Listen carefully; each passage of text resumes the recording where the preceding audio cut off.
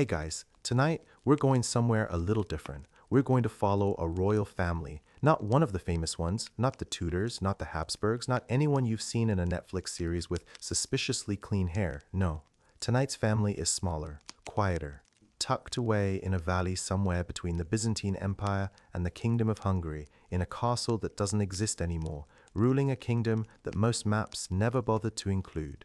They called themselves the House of Varanov. And for 6 generations, roughly 200 years, every third child born into this family either died young, died violently, or died in a way that made everyone in the castle look at each other and whisper the same word: cursed. The first one had seizures and fell from a monastery roof.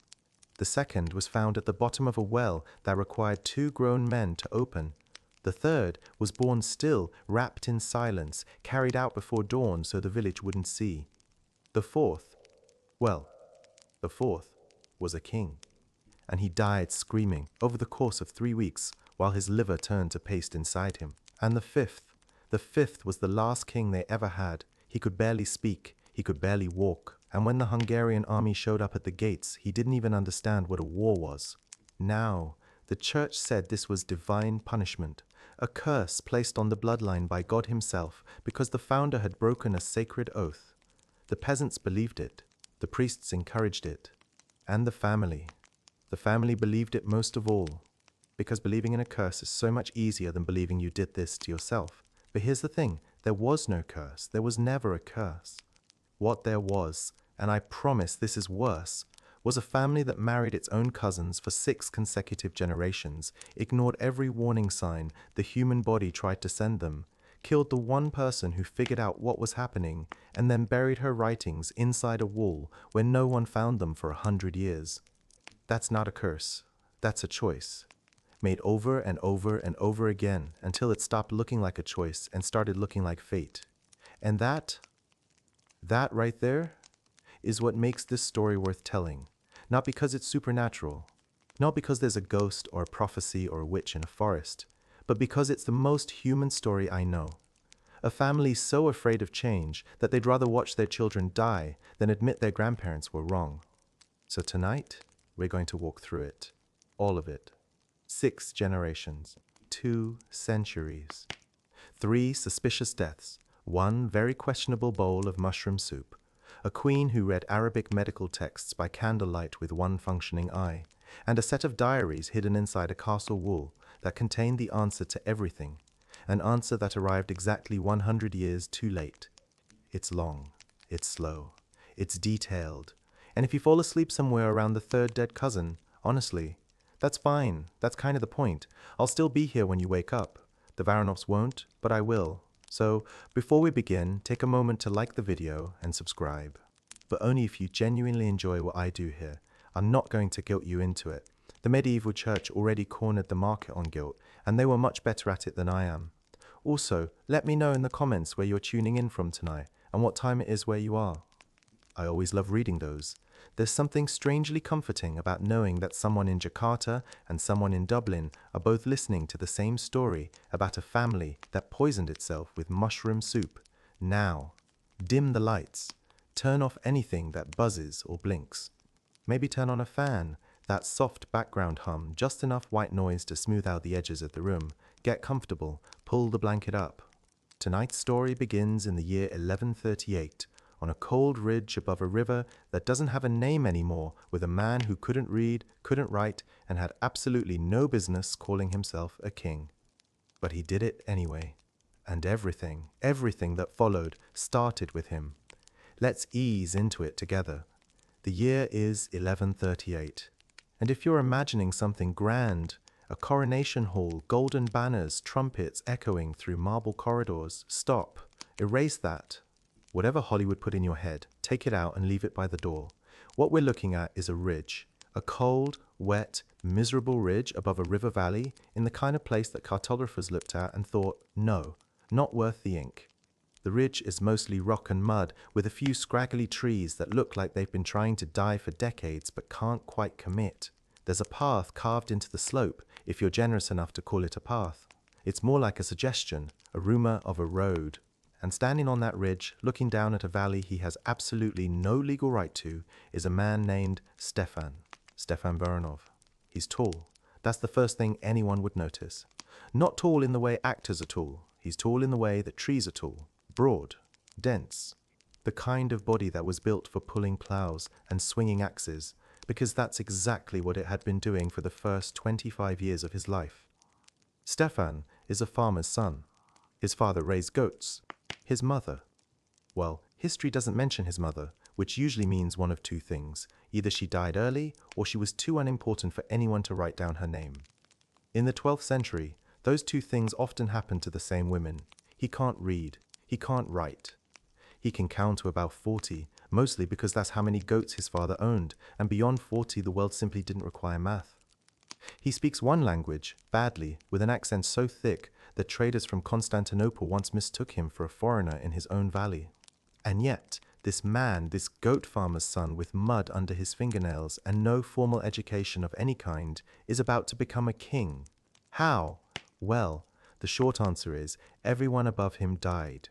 The longer answer requires a little context.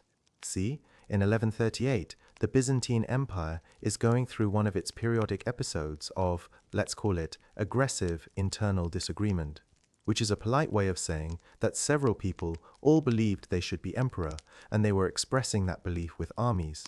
It's a civil war, though not a particularly large one, more of a civil argument with swords. And when empires argue with themselves, the edges fray. The borders, which in the 12th century weren't lines on a map, but rather loose zones where one lord's ability to kill people gradually faded into another lord's ability to kill people, those borders went soft, unguarded, forgotten. Stefan's Valley was one of those forgotten edges. The local lord, a minor Byzantine appointee whose name survives in exactly one document and whose legacy survives in exactly 0, had ridden south to join one side of the civil war. He took his soldiers with him. He took his tax collectors with him. He took, essentially, every symbol of authority the valley had ever known, and he rode away with it, and he never came back. Some say he died in battle. Some say he switched sides and was executed for it. Some say he simply decided that governing a valley of goat farmers and mushroom foragers wasn't worth the effort and retired to a monastery near Thessaloniki. Honestly, it doesn't matter. What matters is the vacuum. Because Stefan understood vacuums, not the physics of them, obviously. He didn't know what physics was, but he understood in a bone-deep animal way that when the big man leaves, someone has to become the new big man. And if no one steps forward, the village starves, or the bandits come, or the Hungarians ride down from the north and take whatever they want. So Stefan stepped forward. He gathered 11 men. 11. That's not an army. That's barely a football team. But in a valley of maybe 300 people, farmers, herders, a blacksmith, a woman who claimed to heal fevers with river water and prayer, 11 armed men was enough. They took the ridge. They blocked the mountain pass. And Stefan, standing on a rock that was slightly taller than the rocks around it, announced to no one in particular that he was now the protector of the valley. The protector of the valley. He made that title up. Right there, on the spot. There was no precedent for it, no legal framework, no document, just a large man on a tall rock saying words he probably rehearsed while milking goats that morning. His qualifications for leadership. Let's review. He was tall. He was strong. He was angry in a focused, productive sort of way. And the previous authority figure was either dead or sipping wine in a monastery 600 miles away. In the 12th century, that wasn't just enough, that was an outstanding resume. If LinkedIn had existed in 1138, Stefan would have been a top voice in regional governance. Now, here's where it gets interesting. Being the big man on the ridge is one thing. Staying the big man on the ridge is something else entirely. Stefan had muscle. He had a mountain pass. What he didn't have was legitimacy, and in the 12th century, legitimacy came from one place, the church. Specifically, it came from a man named Bishop Ilarion. Ilarion was the valley's only clergyman of any real standing. He ran a small church in the lower village, not much more than a stone room with a wooden cross and a roof that leaked when it rained, which was often. But Ilarion had something Stefan didn't have, the authority of God. Or at least, the authority of an institution that claimed to speak for God. which in practical terms was the same thing. Stefan went to see him. Picture this meeting. A giant, mud-covered farmer standing in a leaking church, asking a priest to make him a king. It sounds absurd. It was absurd. But absurdity is the engine of history. Most kingdoms started exactly like this. A strong man finds a holy man and says, "Tell everyone God wants me in charge."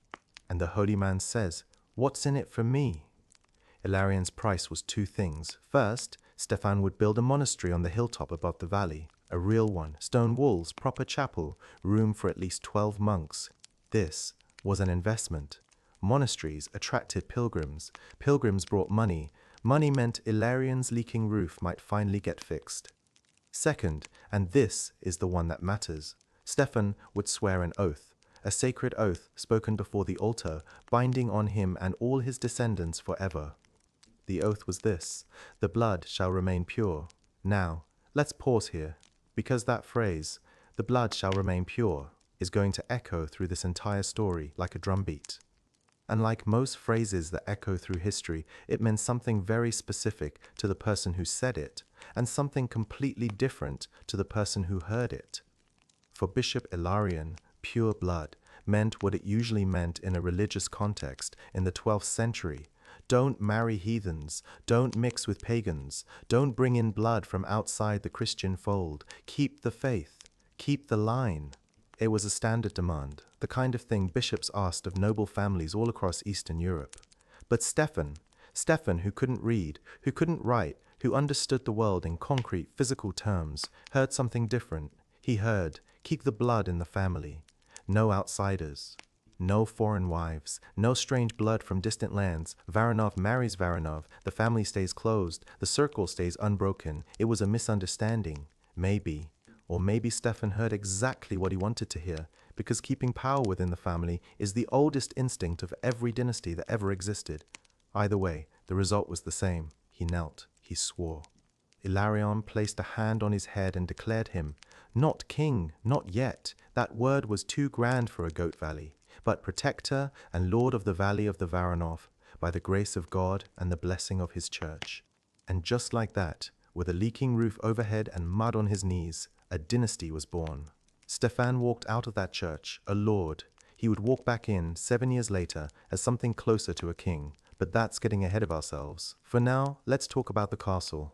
Because when I say castle, I need you to forget everything you think you know. Stefan's castle, the original seat of House Varanov, was a stone tower. One tower, maybe 40 feet tall, roughly square, with walls thick enough to stop an arrow, but not much else. The ground floor was storage, grain, dried meat, a truly alarming number of turnips. The second floor was the living quarters for Stefan, his wife, and eventually his children. The third floor was where the guards slept, though guards is generous. They were the same 11 farmers who had followed him up the ridge, now wearing slightly better shoes. There was no throne room. There was no great hall. There was a wooden table, 4 stools, and a fireplace that produced more smoke than heat, which meant that for roughly 7 months of the year, everyone in the tower was simultaneously cold, coughing, and vaguely irritated. The floor was covered in straw. The straw was covered in fleas.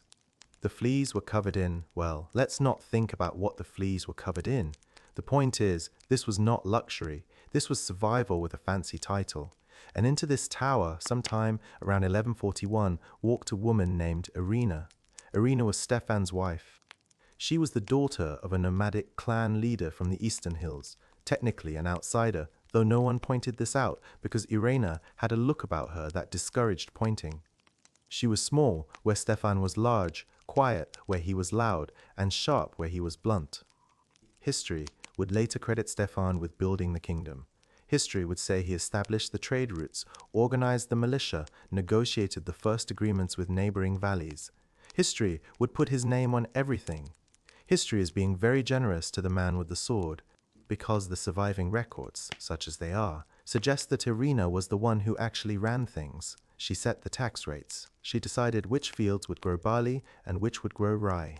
She determined the schedule for market days, resolved disputes between farmers, and somehow convinced the blacksmith to stop charging triple for horseshoes during winter. Stefan fought. Irina governed. And together, in that cold, smoky tower, with fleas in the straw and rats in the grain store, they built something that was starting to look, if you squinted, if you were feeling generous, if the light hit it just right, like a kingdom. By 1145, they had a proper wall around the tower.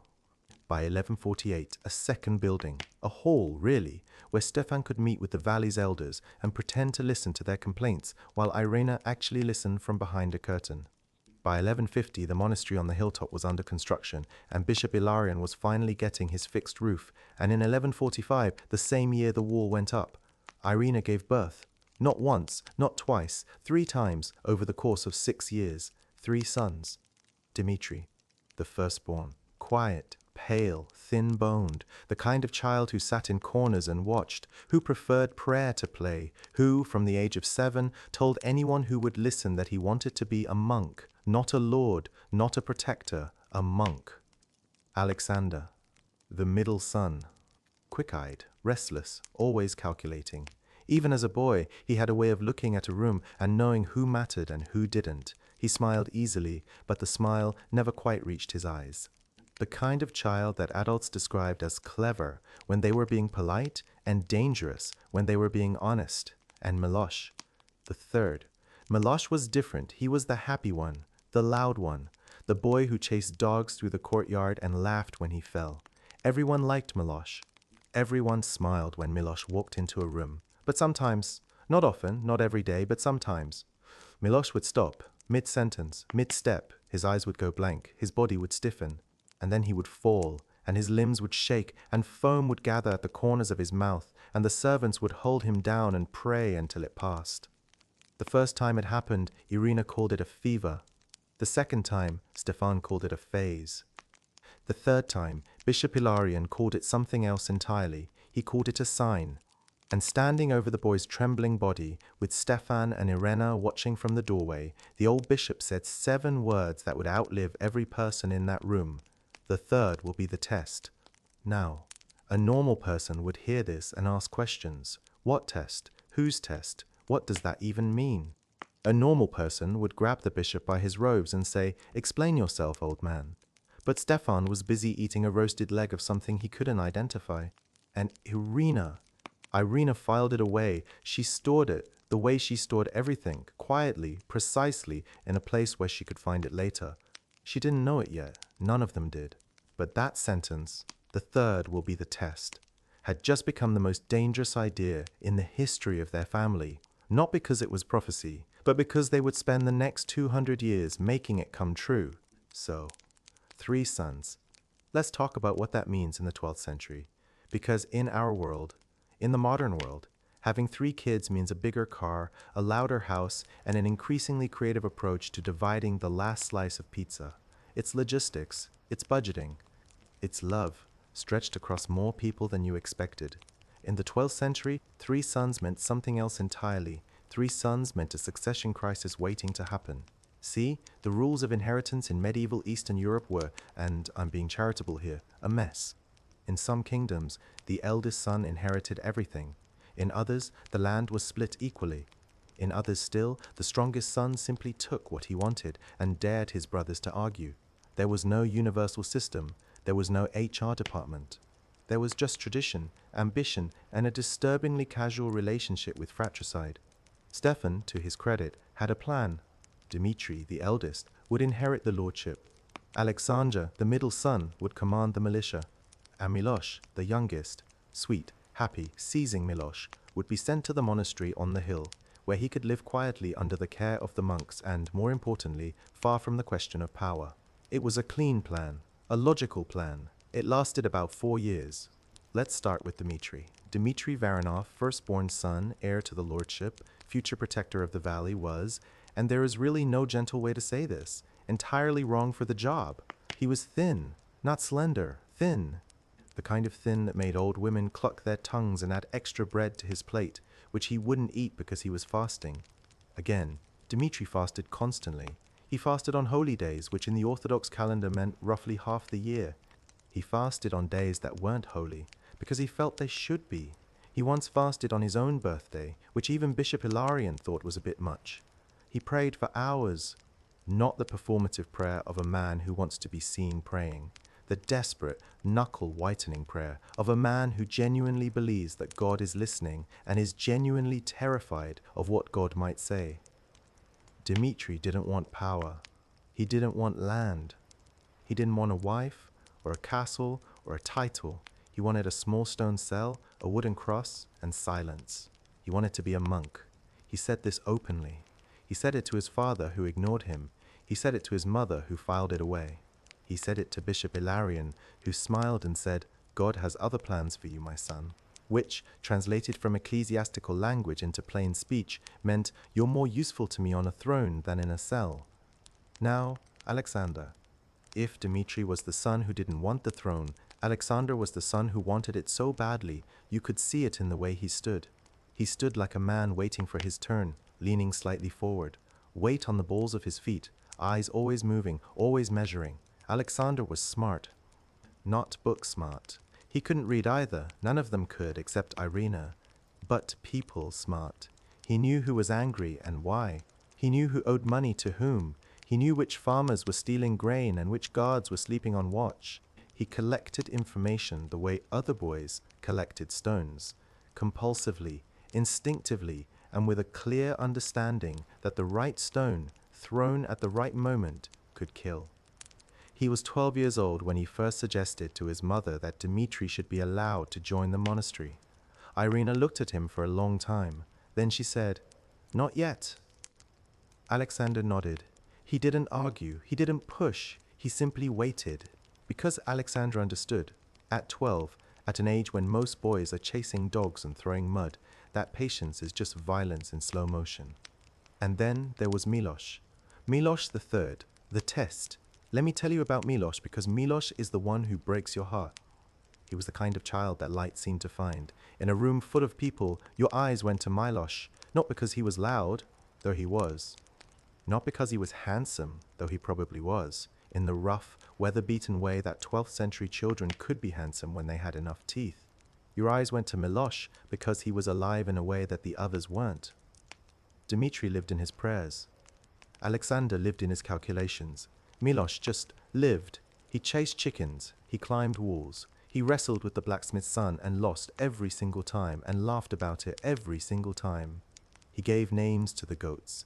His grandfather's legacy, perhaps, and cried when they were slaughtered, and ate the meat anyway, because he was 10, and hungry and moral consistency is a luxury that comes with age.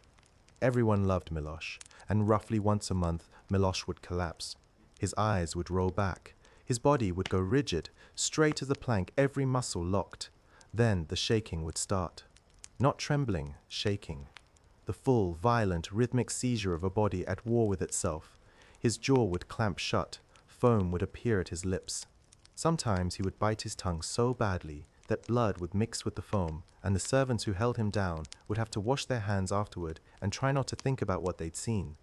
The episodes lasted between 1 and 4 minutes. They felt longer. They always feel longer. Afterward, Milosh would sleep. Deep, exhausted, empty sleep. The sleep of a body that has just spent all its energy fighting an enemy that lives inside it. And when he woke up, he wouldn't remember. He'd blink, look around, ask what happened, and someone would say, "You had a spell." And he'd nod and go back to chasing chickens. Now, in our century, we'd call this epilepsy. We'd run an EEG. We'd prescribe medication. We'd explain calmly and clearly that epilepsy is a neurological condition caused by abnormal electrical activity in the brain, that it's manageable, that it's nobody's fault, and that it absolutely, categorically has nothing to do with God, the devil, or ancestral curses.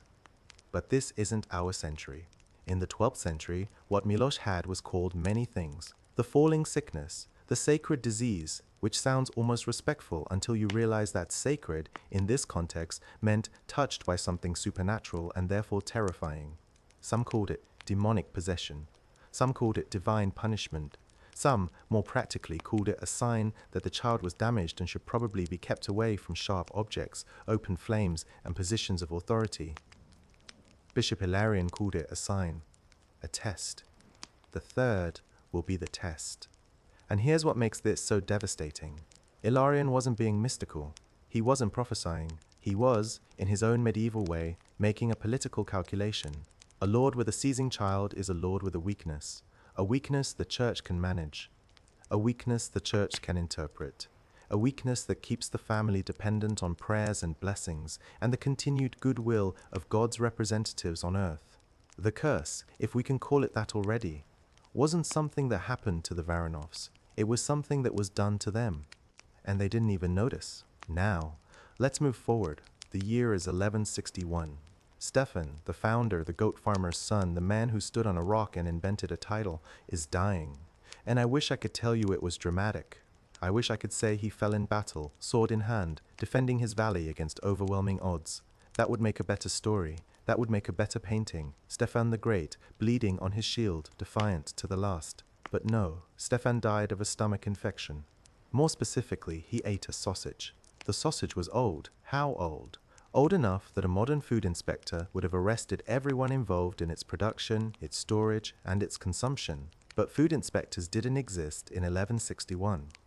What existed was a man with a strong stomach, a cavalier attitude toward expiration dates, and a sausage that had been sitting in a cellar for, let's say, longer than a sausage should sit anywhere. 3 days after eating it, Stefan developed a fever. 5 days after, he couldn't keep water down. 7 days after, his abdomen swelled to the point where the servants thought he might be pregnant, which, given medieval understanding of biology, at least 2 of them genuinely considered as a possibility. He died on the 9th day, quietly, in the same tower he'd built with his own hands, on a straw mattress that smelled of smoke and animal fat, with Irina holding his hand and Alexander watching from the doorway. The founder of a dynasty, brought down not by conspiracy, not by war, not by the scheming of rival lords, brought down by a sausage. Let this be a lesson. History is not written by the victors. History is written by whoever survives the food. Now, here is where things get complicated. Stefan is dead. The lordship must pass. By every custom, every tradition, every expectation, it goes to Dmitri, the firstborn, the heir. Dmitri, who is at this very moment kneeling in the chapel, praying for his father's soul with genuine grief and genuine relief in roughly equal measure, because Dmitri loved his father. But Dmitri also knows, has always known, that his father's death means the question can no longer be avoided. Will he rule, or will he do what he's always wanted and disappear into the monastery? He has about 6 hours to decide. Because Alexander is already moving, Alexander, who is 17 years old, who has spent the last 5 years watching, waiting, collecting information like stones. Alexander doesn't go to the chapel. He doesn't mourn. Not yet. Mourning is a luxury, and Alexander doesn't believe in luxuries he can't leverage. Instead, he goes to see the new bishop. Illyrian is dead by now. Old age, peacefully, the only person in this story who will manage that particular achievement. His successor is a younger man named Bishop Constantine, who is ambitious in the way that only mid-ranking clergy can be ambitious, quietly, piously, and with an absolutely ruthless understanding of institutional power. Alexander sits across from Constantine in the same leaking church where his father once knelt, and he makes his case. Dmitri is weak, he says. Dmitri doesn't want to rule. Dmitri will give the valley to the monks and spend his days praying while the Hungarians ride in and take everything. Constantine listens. I am strong, Alexander continues. I know the valley. I know the people. I know who steals, who lies, who fights. Give me the blessing. Let me rule. Constantine thinks about this for exactly as long as it takes to calculate whether a grateful, ambitious lord is more useful than a reluctant, pious one. The answer is obvious. But Constantine has a condition. Of course he does. Bishops always have conditions. It's in the job description, right between interpret scripture and accumulate land. His condition is this: Alexander must marry within the bloodline. A Varanov bride, pure blood. The oath that Stefan swore, the blood shall remain pure, must be honored in the most literal possible way. Alexander agrees, without hesitation, without thought, without the faintest understanding of what he's agreeing to. And so, in the spring of 1162, Alexander Varanov marries his first cousin, a girl named Maria, daughter of Stefan's brother. a quiet girl with sharp eyes and an even sharper memory who will turn out to be the most important person in this story for the next 30 years. But we'll get to Maria. For now, what matters is this: Dmitri gets his monastery. He walks up the hill with nothing but a wooden cross and a genuine smile. The only time anyone in this family will leave power voluntarily. He will live there for 23 years, pray every day, eat almost nothing, and die at the age of 45 from what was probably tuberculosis, but might also have been sheer determination to not exist in the physical world any longer than absolutely necessary. And Milosh, sweet, seizing, chicken-chasing Milosh, is sent to join him, not because the monastery is the right place for Milosh, not because the monks can help him, but because Alexander needs Milosh gone, and a monastery is the most respectable way to make a brother disappear in the 12th century. It's the medieval equivalent of, he's studying abroad. Everyone knows what it means. No one says it out loud. Milosh is 14 when he walks up that hill. He doesn't want to go. He cries, openly, loudly, the way children cry when they don't yet know that crying is supposed to be shameful. Irena watches from the tower window. She doesn't cry. She hasn't cried since Stefan's death. Some things go beyond tears. Some things just settle into your bones and stay there, heavy and permanent, like stones in a wall. And in the monastery, away from the castle, away from his mother, away from the chickens and the dogs and the blacksmith's son, Milosh's seizures get worse. Not a little worse, a lot worse. The monks don't understand. They try prayer. They try fasting, because apparently the medieval solution to everything was either prayer or not eating, and usually both. They try holy water. They try relics, a finger bone supposedly belonging to Saint somebody, pressed against Milosh's forehead while he convulses on the stone floor. Nothing works. And then they try something else. They tie him down, leather straps, wrists and ankles. In a small stone cell with a single window too high to reach, they tie Milosh to a wooden bed frame and they leave him there for hours, sometimes days, because a seizing boy who is tied down is, at minimum, a boy who won't hurt himself. And a boy who won't hurt himself is a boy the monks don't have to think about. This is not cruelty, or rather, it is cruelty, but it's the specific, institutional cruelty of people who believe they are being kind. The monks genuinely think they're helping. They genuinely believe the straps are mercy, because in their world, a body that shakes is a body possessed, and possession requires containment, and containment requires rope. Milosh lives like this for 8 years. 8 years of leather and stone and a window too high to see out of. And then, one morning in 1170, Milosh is found dead, at the base of the monastery's east wall, 3 stories down, below that single high window. The official explanation, given by the monks, accepted by Alexander, recorded by Bishop Constantine, is that Milosh had a seizure near the window and fell. Now,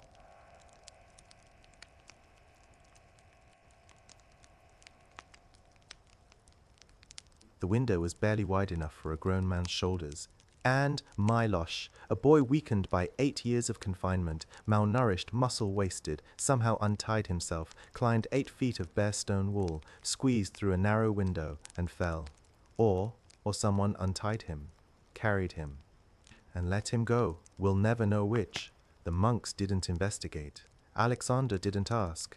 Bishop Constantine wrote accident in the church records and moved on to the next item on his agenda, which was probably lunch. But the people of the valley, the farmers, the herders, the woman who healed fevers with river water, they noticed something. The 3rd son, the one the old bishop said would be a test, dead. Not just dead, dead in a way that felt deliberate, dead in a way that felt they groped for the word, found it in the dark spaces of their superstition. Cursed. And that word, cursed, settled over the valley like fog, quiet, persistent, impossible to burn away. Alexander heard the whispers. He sat in the great hall, a proper hall now, with a proper chair that was almost a throne, and he turned to Maria, his wife, his cousin, the quiet girl with the sharp eyes who was no longer quiet and no longer a girl. "Do you think there's really a curse?" he asked. Maria looked at him. She had been expecting this question. She had probably been expecting it for years. "Of course not," she said. "But let them believe it. Fear of a curse is almost as useful as a curse itself. It keeps people obedient. It keeps them praying. And people who are busy praying are too busy to rebel." Alexander stared at her. "You're frightening," he said. "I'm practical," she replied. She was the smartest person in the castle. She was also, as it turns out, the most dangerous. Not because she was cruel, though she could be. Not because she was ambitious, though she was. But because Maria understood something that no one else in the family had grasped yet. The curse was a tool, and tools are only dangerous when someone knows how to use them. Maria knew how to use them. And what she built with that tool over the next 30 years, behind curtains and closed doors, through whispered instructions and carefully chosen marriages, would make everything that came before look like a prologue. But that's for the next chapter. For now, rest with this. A boy died in a monastery. A bishop wrote, accident. A queen said, useful.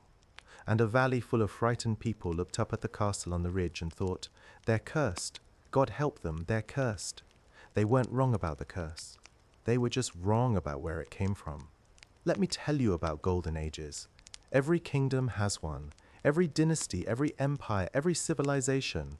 Somewhere in the story, there's a chapter that historians look back on and say, that was the peak. That was when everything worked. The Romans had Augustus. The Byzantines had Justinian. The English had Elizabeth. And the Varanovs, the goat farmer dynasty in their forgotten valley, had Alexander I.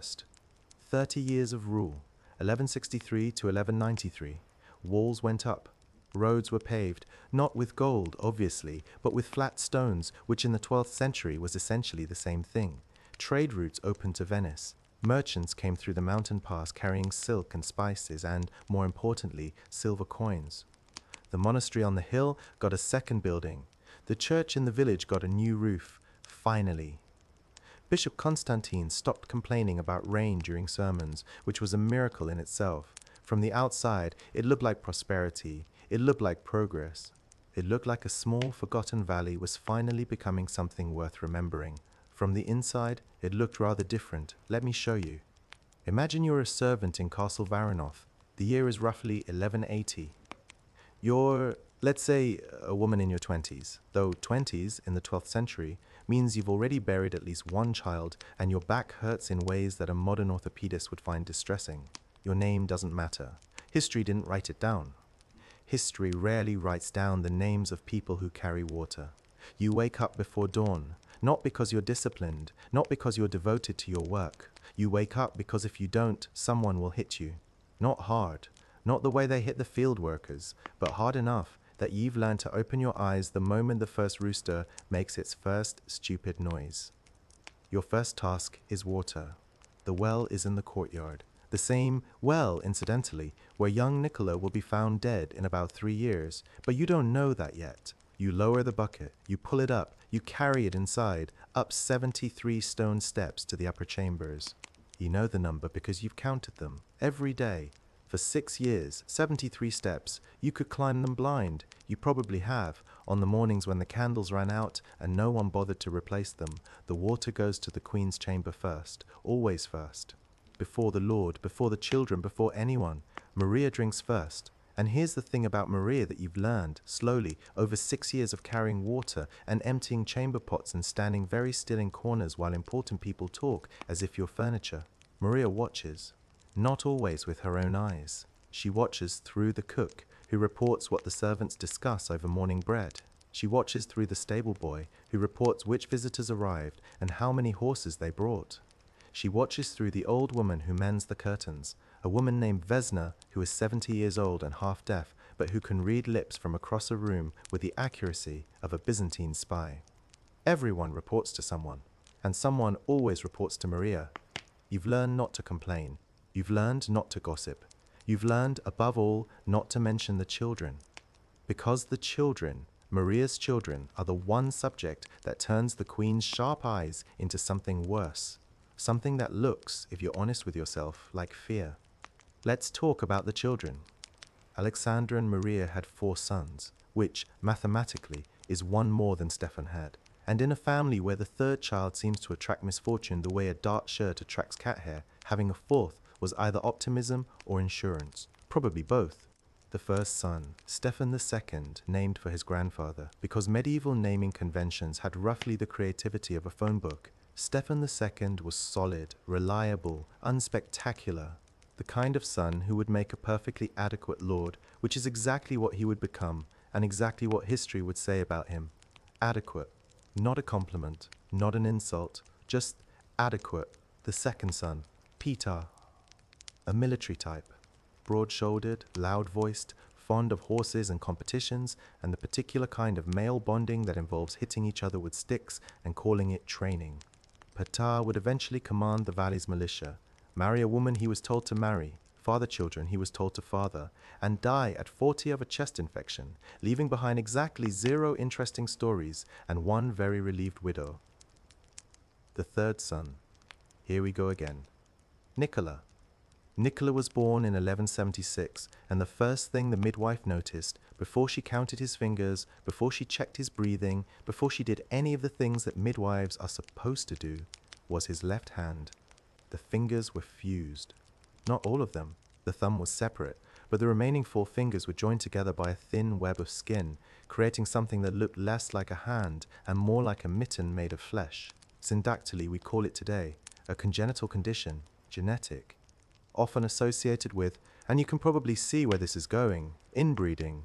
The midwife showed Irena, not Maria, Irena, Stefan's widow, now elderly, still living in the tower, still watching everything with those quiet, cataloging eyes. Irena looked at the hand. She looked at the midwife, and she said one word, glove. And so Nicola grew up wearing a glove, a small leather glove on his left hand, every day, in every season, in every situation. He wore it to meals, he wore it to chapel, he wore it to bed. The servants knew. Of course they knew. Servants always know, but they didn't speak of it, because Maria watched, and Maria's watchers watched. And speaking about Nicola's hand was the kind of mistake that got you reassigned from castle duty to field labor, which in the 12th century was less a career change and more a death sentence in slow motion. But the valley knew. Word spread the way word always spreads in small communities, through glances, through whispers, through the particular silence that falls when someone almost says something and then doesn't. The blacksmith's wife told the baker's mother told the shepherd's daughter. The shepherd's daughter told her husband, who told no one, because he was smart enough to know that some information is safer left alone. But everyone was thinking the same thing. The third son. Again.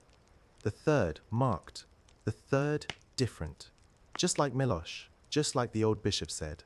The third will be the test. And Nicola, poor Nicola, who was only a boy, who liked to draw pictures in the mud with a stick held awkwardly in his right hand because his left hand couldn't hold anything. Nicola felt it. Children always feel it. They don't understand it, can't articulate it, but they feel the weight of adult fear the way animals feel a coming storm. Something in the air. Something wrong, he asked Maria once. He was 8 years old. Mother? Why do people look at me strangely? Maria's face didn't change. It never changed. She had perfected, over years of practice, the art of the motionless expression, the face that reveals nothing, that gives nothing, that is as readable as a stone wall. They don't, she said. They do, Nicola insisted, especially when they see my glove. Your glove keeps your hand warm. It's summer, Mother.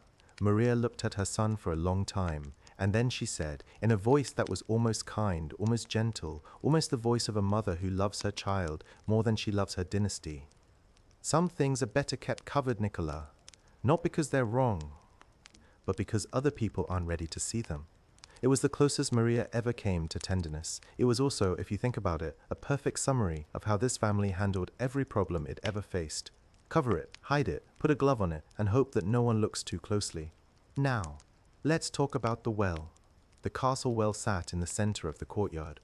It was old as the castle itself, dug in Stefan's time, lined with stones that were perpetually damp and perpetually growing a thin film of something green that nobody wanted to identify. The well had a cover, a heavy wooden disc, oak, reinforced with iron bands. It took 2 grown men to lift it. This was by design. An open well in a courtyard full of children and livestock and occasionally drunk guards is an invitation to disaster. The cover stayed on. Always. except on the morning of March 14th, 1190. That morning, the cover was off, and at the bottom of the well, 40 feet down, in water that was barely 3 feet deep, was Nicola. He was 14 years old.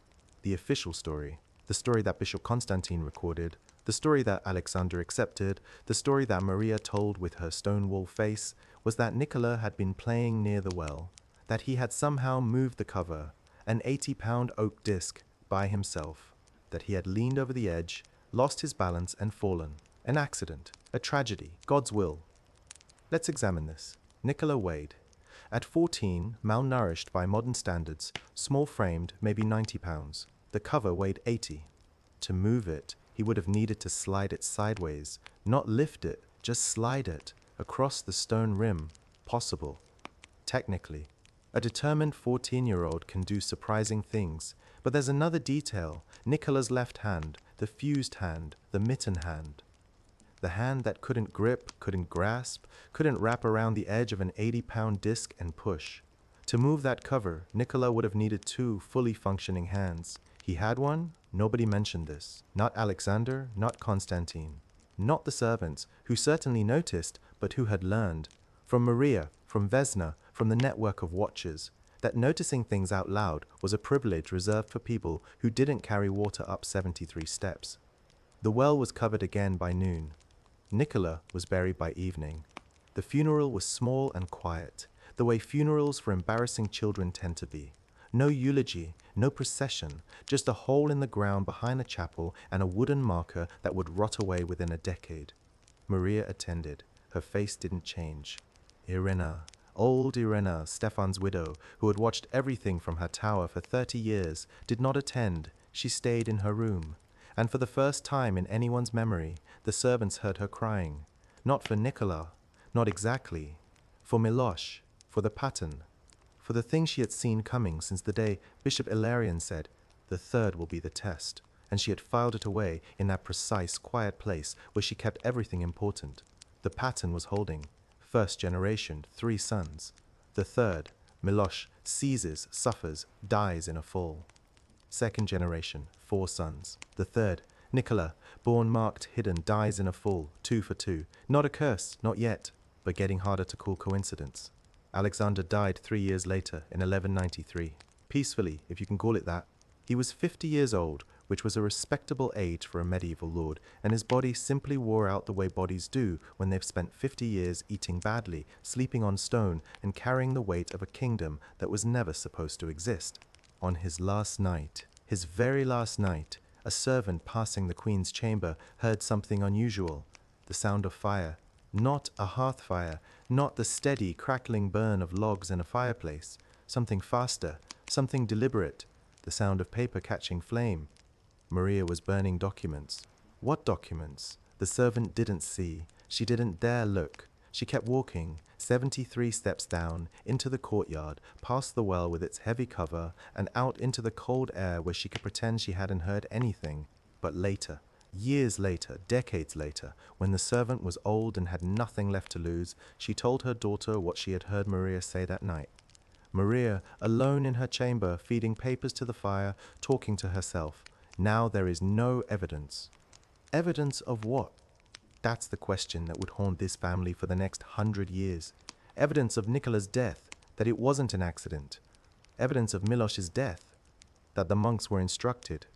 Evidence of the marriages, that Maria had deliberately kept the bloodline closed. Evidence of the oath, that pure blood was never what Bishop Ilarion meant. We don't know. The papers burned. The servant stayed quiet. Maria lived another 11 years, alone in the castle, growing older and harder and more silent with every passing season, until she finally died in 1204 in the same room where she'd burned the evidence, in the same bed where she'd conceived 4 sons and buried the memory of the third.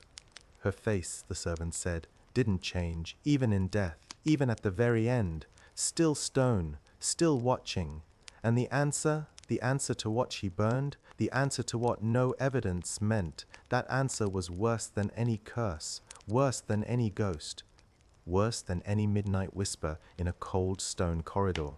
Because the answer wasn't supernatural, the answer was human, And human answers, in my experience, are always the ones that keep you up at night. But not tonight. Tonight, you're supposed to be falling asleep. So let's move forward, gently, slowly, into the next generation, into the century that followed, into the reign of a king who heard voices, a monk who made soup, and a mushroom that changed everything. That's coming. But first, breathe. The Varanovs aren't going anywhere. They never do. That's the whole problem. Let's skip ahead. I know. Skipping ahead feels wrong. It feels like cheating, like flipping past chapters in a book because you're impatient. But here's the thing, not every generation produces a story worth telling in detail. Some generations are just filler, connective tissue.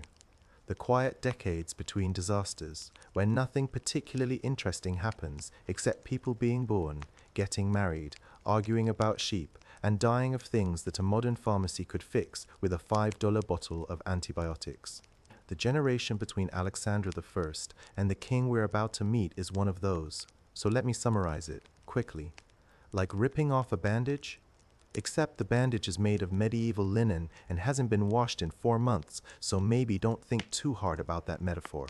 Stefan II, Alexander's eldest, the adequate one, the human equivalent of room temperature water, inherited the lordship in 1193 and ruled for 25 years. He maintained the trade routes. He repaired the walls.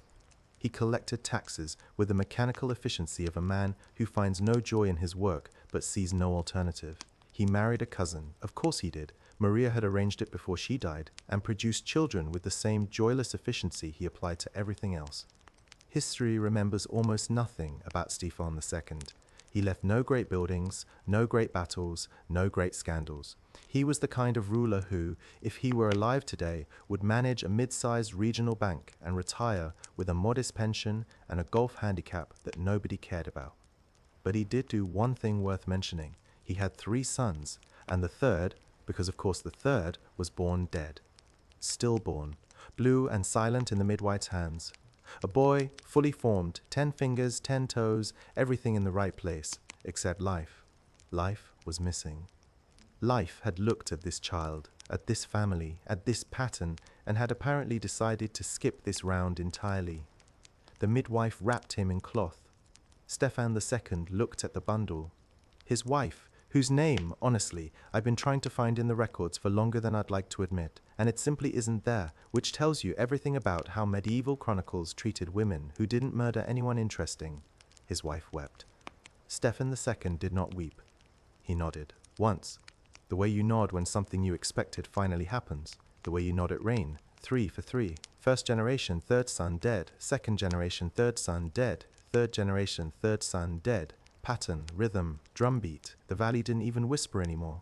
They just knew. The way you know that winter follows autumn. The way you know the river floods in spring. The Varanov third, the third child, every time, without exception, was marked. Broken. Gone.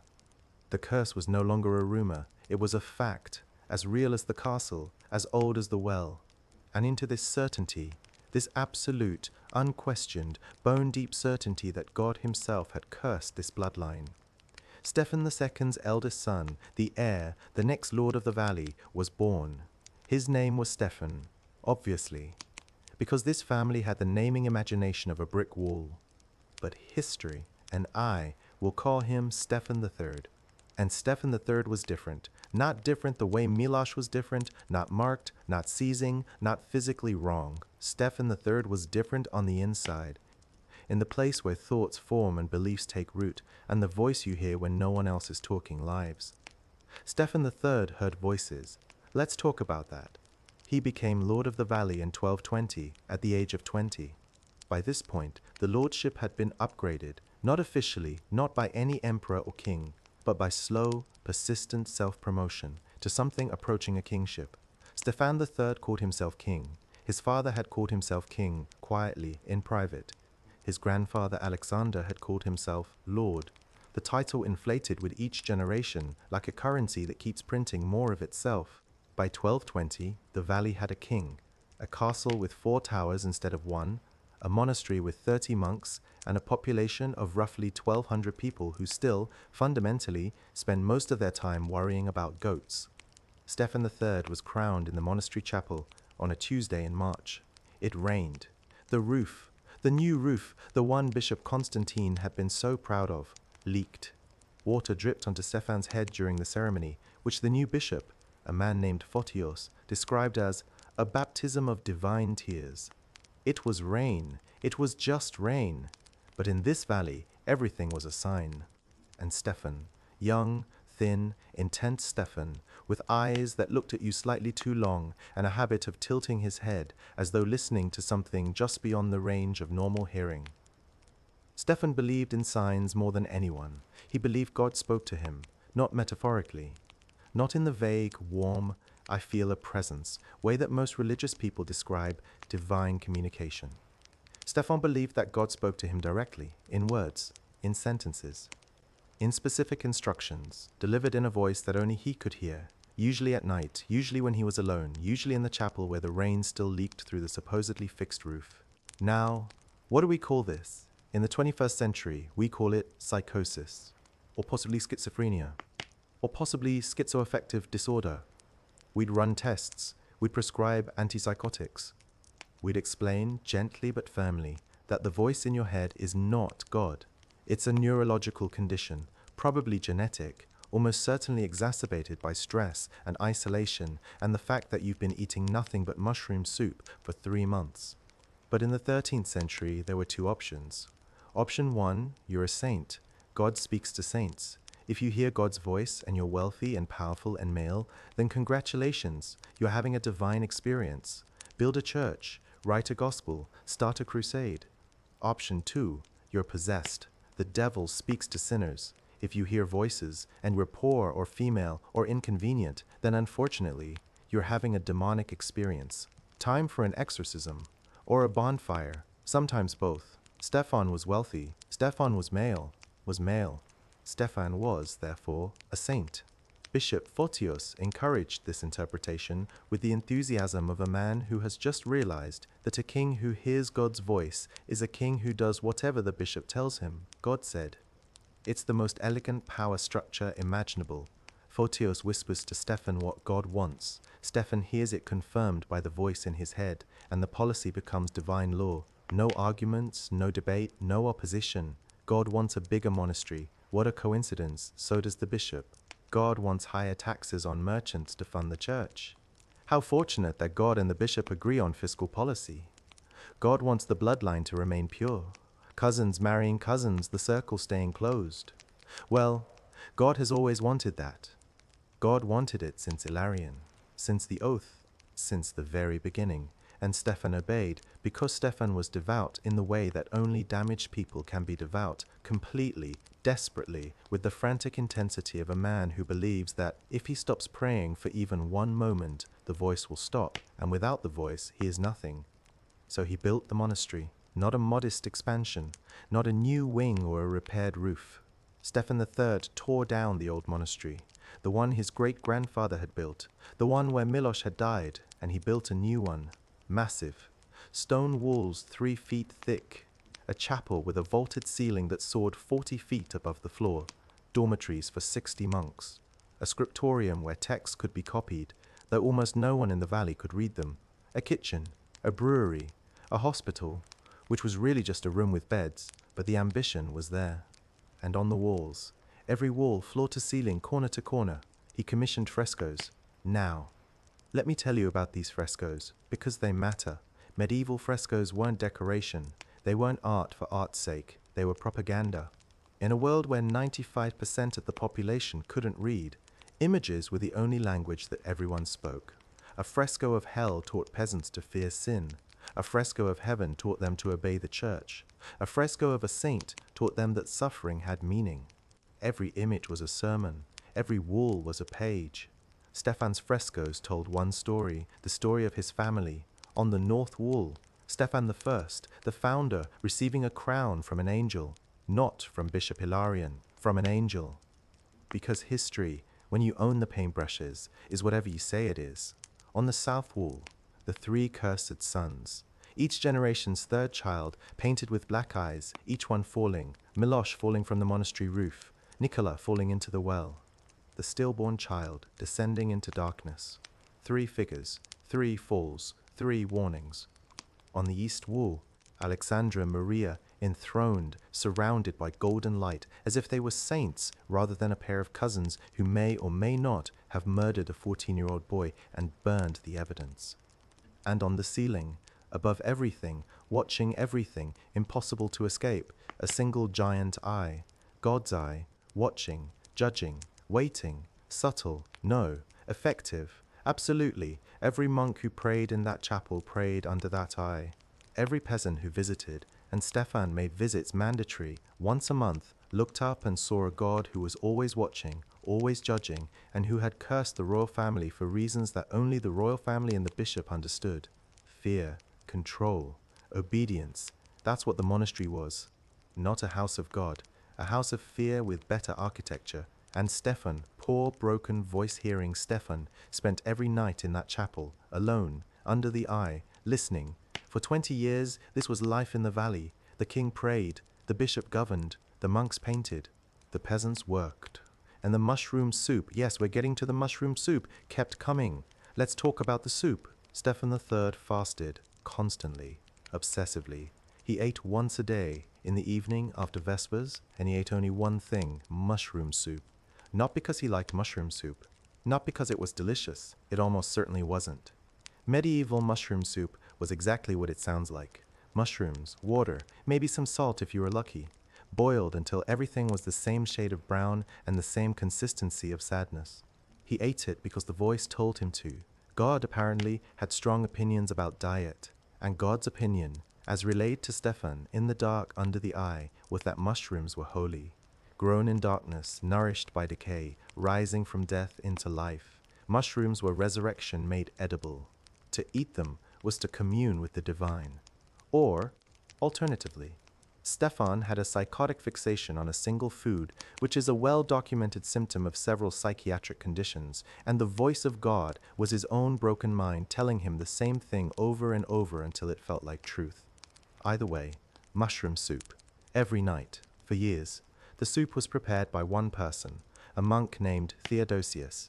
Theodosius was old, very old, the kind of old that makes you wonder if he's actually alive or just hasn't been informed that he's dead. He moved slowly. He spoke rarely. He had been at the monastery for, no one was quite sure, possibly forever. He was part of the furniture, part of the stone, as permanent and unremarkable as the walls themselves. But here's what nobody talked about. Here's the detail that sat in plain sight for years, like a knife on a dinner table that everyone pretends is a butter knife. Theodosius, before he was a monk, before he was old, before he was furniture, had been a servant in the castle, in Maria's household. Maria, the queen who burned the documents, the queen who said, "Now there is no evidence."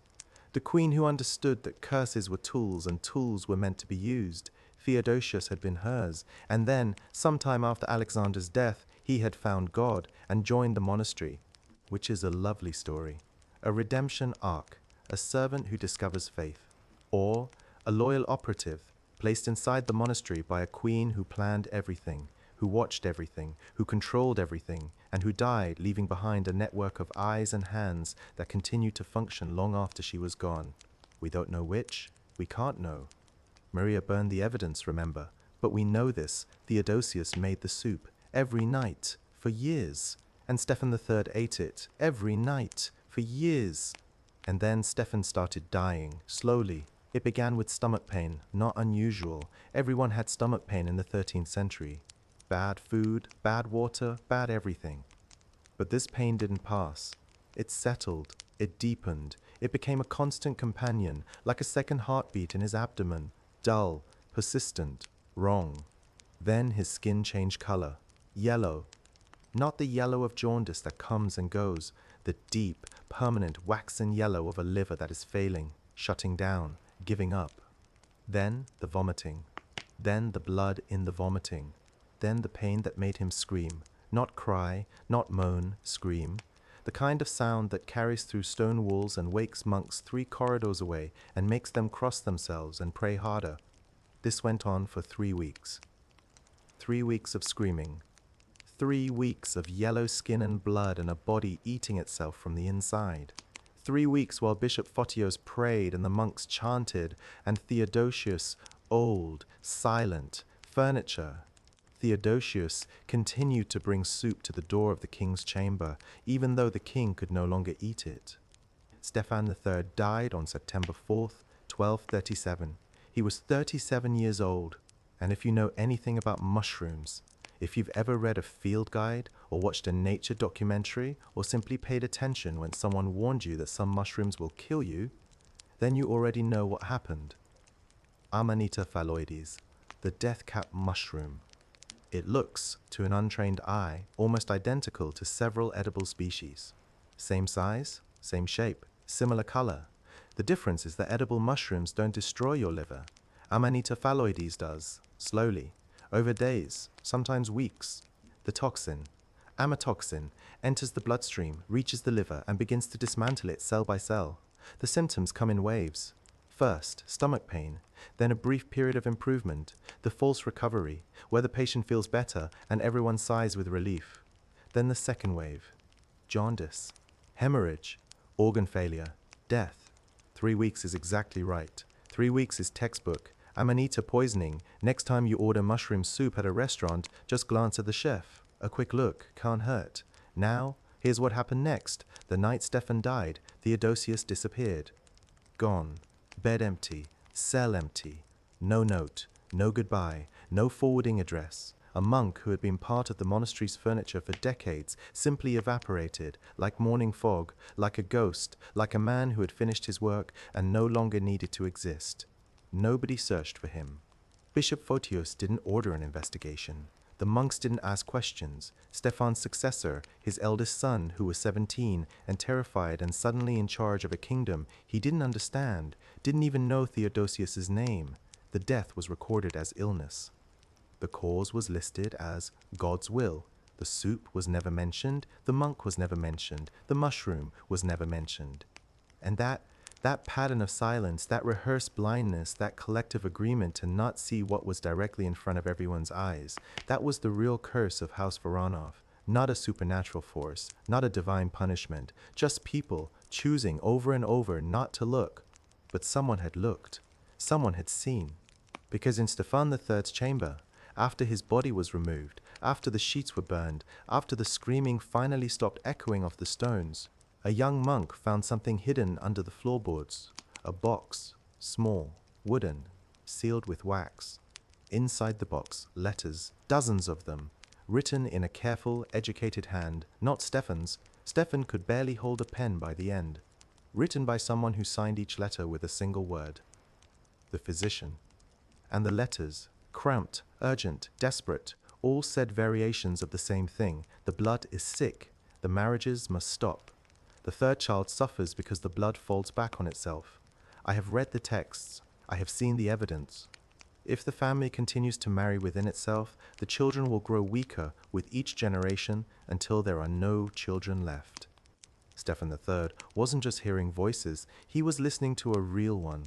Someone, the physician, had been writing to him, warning him, explaining in whatever scientific language the 13th century possessed, that the curse wasn't divine. It was genetic.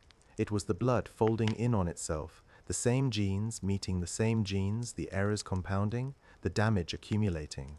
Stephan knew. He knew what was destroying his family. And someone who didn't want the marriages to stop, someone who needed the curse to remain a curse and not become a diagnosis, had killed him for it. The soup, the monk, the mushroom, not God's will, Maria's will, echoing from beyond the grave, through Theodosius, through the network she built, through the machine she designed to keep the blood pure and the power close and the truth buried under floorboards where no one would think to look, except someone did look, and someone found the letters. And someone, the young monk who found them, hid them again, not under the floor this time, somewhere safer, somewhere that wouldn't be found for a very long time. But that's a story for later. For now, close your eyes if they're still open. Breathe. The screaming is over. The monastery is quiet. The eye on the ceiling watches nothing but empty pews and guttering candles. And somewhere, in a drawer that hasn't been opened in years, a letter sits, waiting, the physician's letter, the warning that came too late. Or did it? Let's find out. Now, let me introduce you to someone different. Everyone we've met so far in this story has been, how do I put this gently, part of the problem. Stephen I swore the oath. Alexander enforced it. Maria weaponized it. Stephen III suffered under it. Bishop after bishop after bishop maintained it. And the valley, the farmers, the servants, the monks accepted it because accepting a curse is easier than questioning a system. But every family, no matter how broken, eventually produces someone who looks at the way things are and says, no, not no, quietly. Not no, in private, behind closed doors, in whispered conversations that lead nowhere. But no, out loud. No, with evidence. No, in a way that forces everyone around them to choose between the comfortable lie and the uncomfortable truth. In the Varanov family, that person was a woman, and she wasn't even a Varanov. Her name was Anastasia, and she came from Venice. Let me set the scene. The year is 1241, 4 years after Stephen III died screaming in his chamber. His eldest son, Dmitri II, because this family recycled names the way modern families recycle excuses, is now king. And Dmitri II has a problem. Actually, Dmitri II has several problems. He's 17, he's terrified. He has no experience governing anything more complex than his own breakfast. The valley's trade routes, the ones that Alexander I opened decades ago, are weakening because the Venetian merchants who used to send caravans through the mountain pass have started using a different route, a safer one that doesn't require passing through a valley that everyone says is cursed. Because that's what the curse does.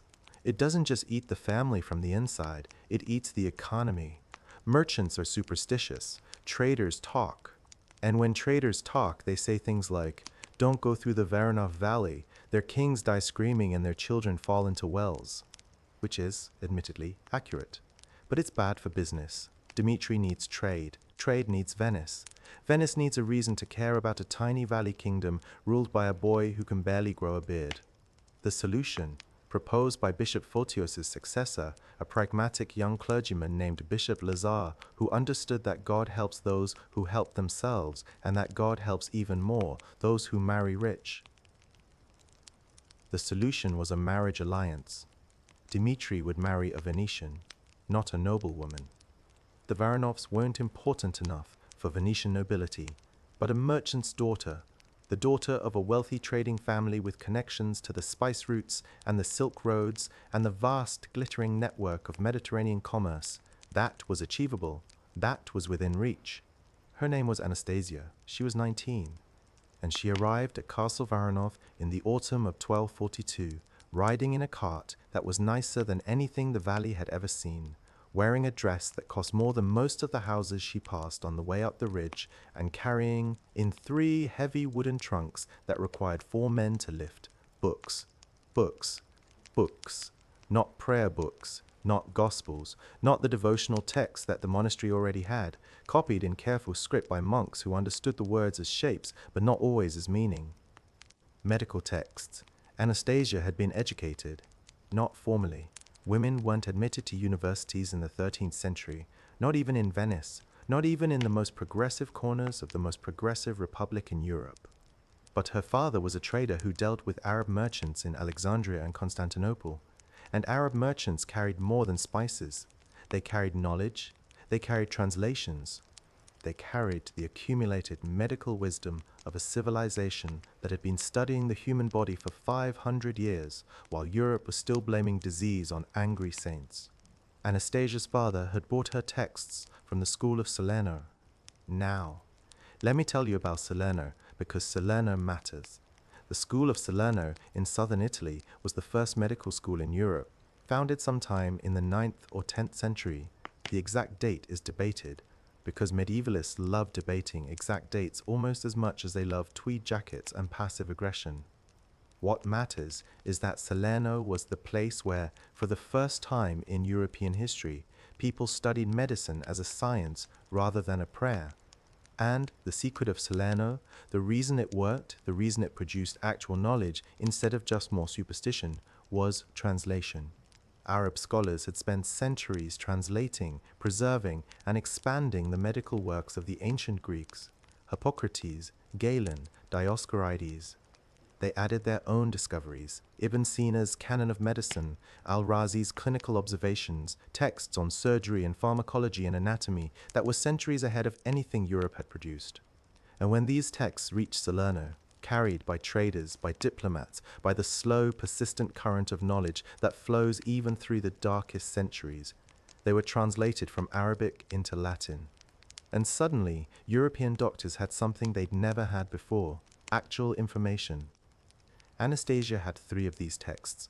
She couldn't read Arabic. Almost nobody in Venice could, but she could read Latin.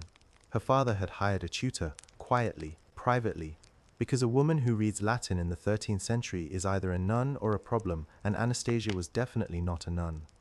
She read about fevers, she read about infections, she read about the circulation of blood, not fully understood yet, but hinted at. She read about poisons, their symptoms, their sources, their antidotes. And she read, in a passage from a translated commentary on Hippocrates, annotated by an anonymous Arab physician whose name has been lost to history, about diseases that pass through blood. Through family lines, through the specific, measurable, observable pattern of parents to children to grandchildren, the text didn't use the word genetics. That word wouldn't exist for 600 years, but it described the concept imprecisely, poetically, in the language of medieval science, which was half observation and half metaphor. When the blood of a family folds upon itself, when brother marries sister, when cousin marries cousin, the diseases that sleep in the blood awaken. The children of such unions bear the marks, twisted limbs, clouded minds, bodies that war against themselves. This is not punishment, this is nature.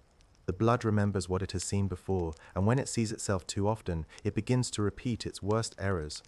Anastasia read this passage in the winter of 1243, by candlelight, in her chamber in Castle Varanov, while her husband slept beside her, and the wind howled outside, and the giant eye in the monastery chapel stared at nothing, and she understood, not immediately, not all at once. Understanding came the way it always comes, slowly, then suddenly. She read the passage, she thought about Milosh, the seizures, she thought about Nicola, the fused hand, she thought about the stillborn 3rd child of Stephen II. She thought about Stephen III, the voices, the madness, the slow yellow death. And she thought about the one thing all of these had in common: not a curse, not God, not a bishop's prophecy, cousins marrying cousins, for 4 generations. The blood folding upon itself over and over until the errors accumulated and the children paid the price. She didn't sleep that night, or the next, or the next. She spent 3 weeks reading, cross-referencing, making notes in the margins of texts that were already annotated by scholars who had been dead for centuries. Building a case, not a legal case, not a scientific paper, but something closer to a desperate, furious, handwritten argument against 200 years of willful blindness. And then she went to see Bishop Lazar. Picture this meeting: a Venetian woman, an outsider, a foreigner, a person whose very presence in the castle was a compromise that half the valley still resented. Sitting across from a bishop in a stone room, telling him that the curse that had defined his predecessor's power, that had kept the valley obedient, that had justified every closed marriage and every dead child and every convenient silence, was not real. "It's not divine," she said. "It's in the blood. The marriages are causing it. Cousin to cousin, generation after generation. The children are getting weaker. The 3rd child suffers most because the probability increases with each union. It's not God punishing the family. It's the family punishing itself." Lazar listened. I want to be fair to Lazar. He listened. He didn't interrupt. He didn't shout. He let her finish. The whole argument, the whole case, the whole desperate pile of evidence that she'd assembled from Arabic medical texts and her own careful observation. And then he said, quietly, calmly, with the measured patience of a man who is about to destroy someone without raising his voice, "You are saying that Bishop Ilarian's oath was wrong. I'm saying it was misunderstood. You are saying that the curse is not from God. I'm saying there is no curse. You are saying that the family should marry outside the bloodline. I'm saying they must, or the children will continue to die." Lazar nodded, slowly, the way a man nods when he has already made his decision and is simply performing the courtesy of appearing to consider alternatives. "The blood must remain pure," he said. That is the oath, that is the covenant. It was sworn before God, and it will be honored before God. What you are describing, diseases that travel through blood, nature, rather than divine will. This is not medicine, Your Grace. This is heresy, heresy. There it is. The word that ended more conversations in the medieval world than any other. Not, you're wrong. Not, I disagree. Heresy, heresy. Which meant, you are not just incorrect, you are dangerous. You are threatening not just my argument, but my authority. And authority in the 13th century was not something that could survive being questioned, not by a woman, not by a foreigner, not by anyone. Anastasia left the meeting knowing two things. First, she was right. Second, being right was going to cost her everything. She didn't stop. I want you to know that. She didn't hear the word heresy and retreat to her chamber and give up. She went back to her books. She went to Dmitri, her husband, the boy king, the nervous, overwhelmed teenager who loved her in the helpless, inarticulate way that teenage boys love the first person who is kind to them. And she told him everything. Dmitri listened. Dmitri, unlike Lazar, was not performing. He was genuinely hearing her. And what he heard frightened him, not because he didn't believe her, but because he did. If you're right, he said, then everything the bishops have told us, everything the frescoes say, everything my great-grandmother built was wrong, Anastasia said. Was always wrong. Dmitri was quiet for a long time. What do we do? He asked.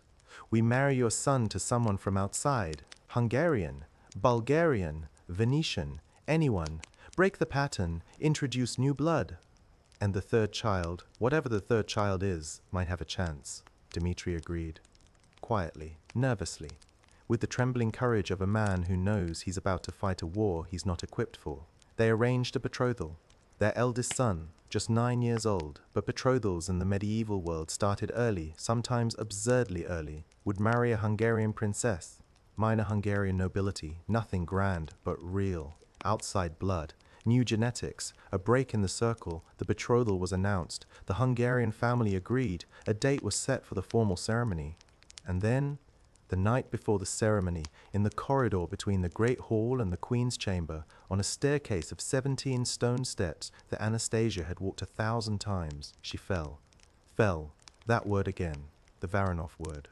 The word that covered everything from genuine accidents to carefully arranged murders. Fell. The way Miloš fell, the way Nikola fell, the way inconvenient people in his family always fell. She was found at the bottom of the stairs by a servant at dawn, unconscious, bleeding from a wound on the back of her head. The back, not the front, which means she was either walking backward down the stairs or was struck from behind, and I'll let you decide which is more likely. She survived. But the fall that wasn't a fall, cost her the vision in her right eye. The nerve was damaged. The eye clouded over slowly, over the following weeks until it saw nothing but gray fog. The betrothal was cancelled. The Hungarian princess went home. Bishop Lazar expressed his deep condolences for the Queen's terrible accident and suggested that perhaps God was sending a message about the dangers of foreign alliances. Dmitri said nothing. He stood in his wife's chamber, looking at her bandaged head and her clouding eye, and he understood. With the cold, sick clarity that comes when you realize you are trapped in a machine that is bigger than you, that he could not fight this. Not the bishop, not the system, not the weight of 200 years of oath and curse and silence. He was not Alexander. He was not Maria. He didn't have the ruthlessness to burn documents or the intelligence to build networks of spies.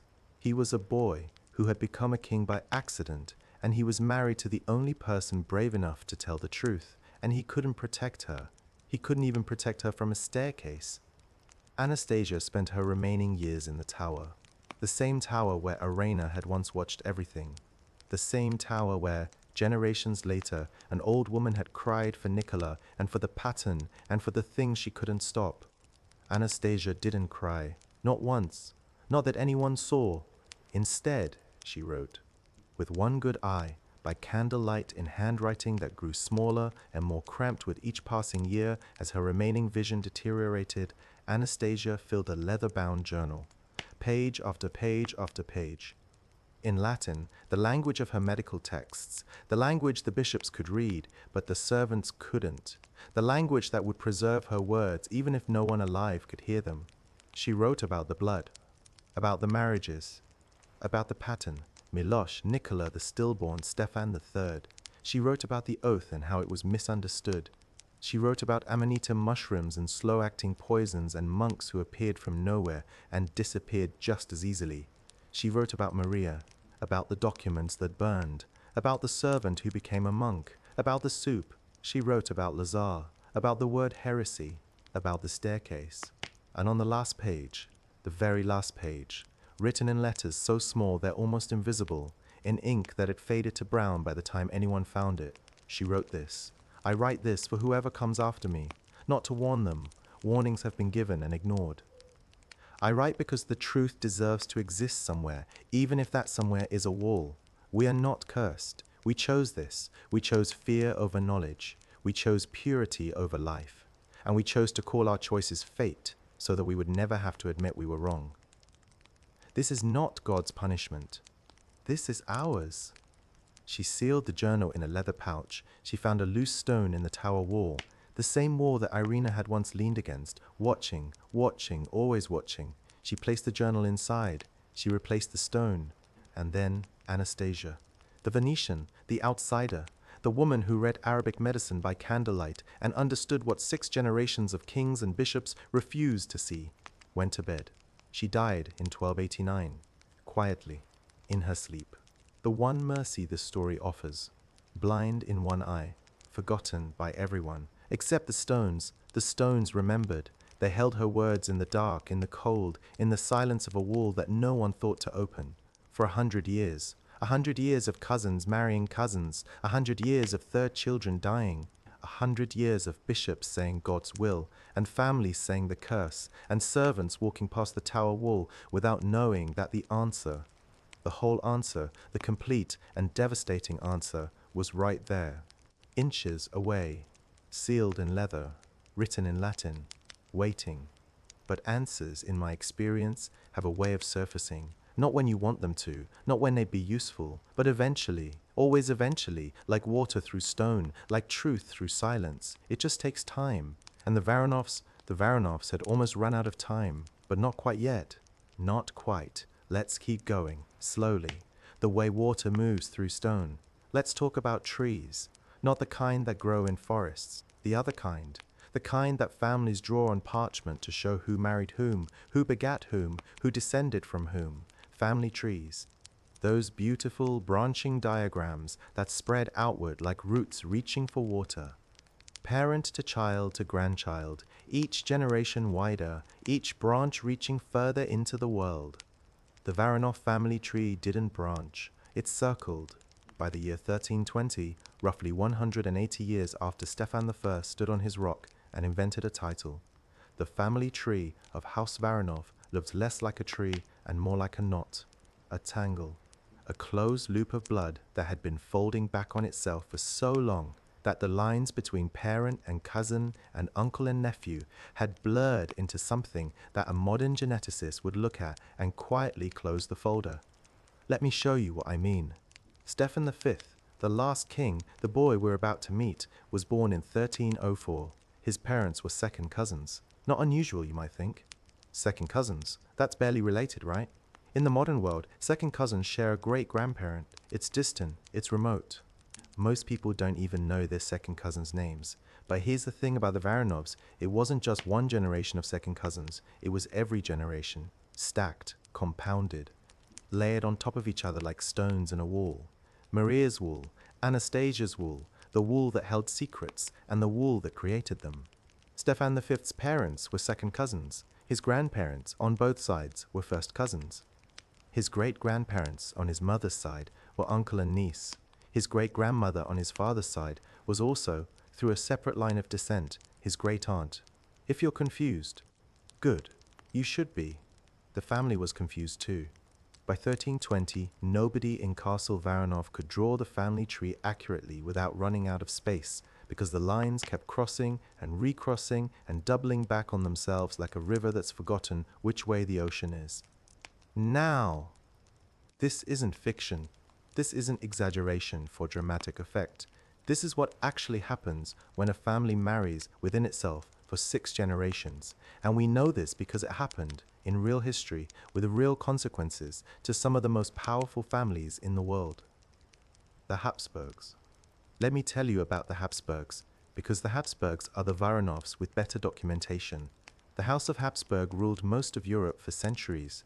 Spain, Austria, the Holy Roman Empire, vast stretches of the New World. They were the most powerful family on earth, and they married each other. Obsessively, strategically, uncle to niece, cousin to cousin. The same blood recycled through the same veins, generation after generation. For the same reason it was recycled in the Varanov Valley, to keep power close, to keep the bloodline pure, to honor an idea that felt sacred but was, in biological terms, catastrophic. The result was Charles II of Spain. Charles was born in 1661, 4 centuries after our story, but the mechanism was identical. His parents were uncle and niece. His grandparents were first cousins. His family tree was so tangled that geneticists have calculated his inbreeding coefficient at 0.254, which means he was more inbred than the offspring of a brother-sister union, more inbred than most laboratory mice. Charles couldn't chew. His jaw, the famous Habsburg jaw, elongated and deformed by generations of genetic repetition, didn't close properly. His tongue was so large that he could barely speak. He couldn't walk until he was 8. He was impotent. He was sterile. He was, by every measurable standard, the end product of a genetic experiment that no ethical scientist would ever conduct. He died at 38, childless, and with him died the Spanish Habsburg line. The autopsy report, and yes, they did an autopsy, because even in the 17th century, people wanted to understand why their king was shaped like that, described a body with a single testicle, black as coal, a head full of water, and a heart the size of a peppercorn. A peppercorn, the most powerful family in Europe, reduced over generations to a heart the size of a peppercorn. That's not a curse. That's arithmetic. That's biology doing exactly what biology does when you give it the same inputs over and over and expect different outputs. The Varanovs didn't know about Charles II. He wouldn't be born for another 300 years. But they didn't need to know about him. They had their own Charles. His name was Stefan V, and he was the last king the valley would ever have. Stefan V was crowned in 1320. He was 16 years old, and from the moment the crown touched his head, a modest crown, bronze with a few semi-precious stones, nothing like the glittering diadems of real European monarchies. From that moment, everyone in the room knew. This was the end.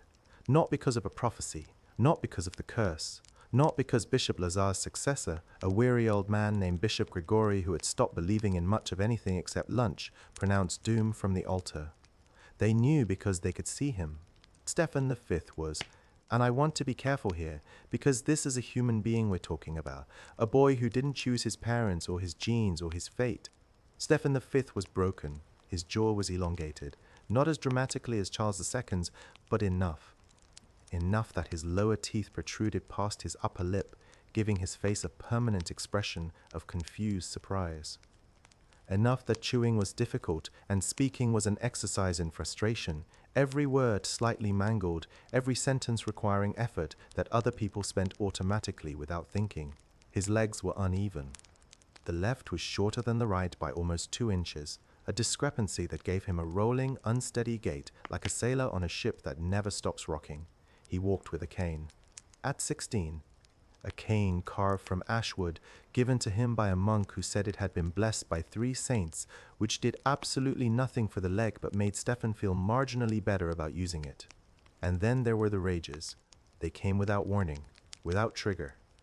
One moment Stefan would be sitting quietly, staring at the wall, or at the fire, or at nothing, and the next moment he would be screaming, not words, not complaints, just sound, raw, animal, directionless sound, accompanied by thrashing arms and overturned furniture and servants who had learned, through painful experience, to step back quickly and wait.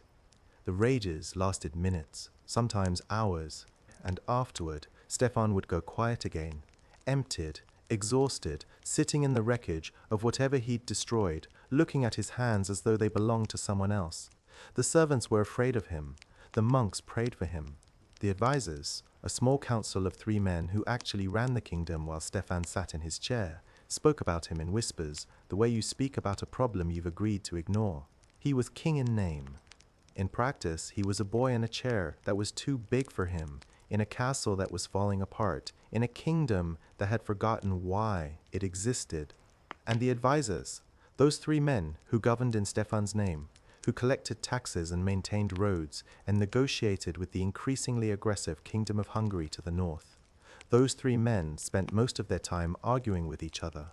One wanted to ally with Hungary, one wanted to ally with the Byzantines, what was left of them, which by 1320 wasn't much. And the third, a man named Vasily, the oldest of the 3, the one who had served Stefan's father and Stefan's grandfather, and who was tired in a way that went deeper than sleep could reach. Vasily wanted something different.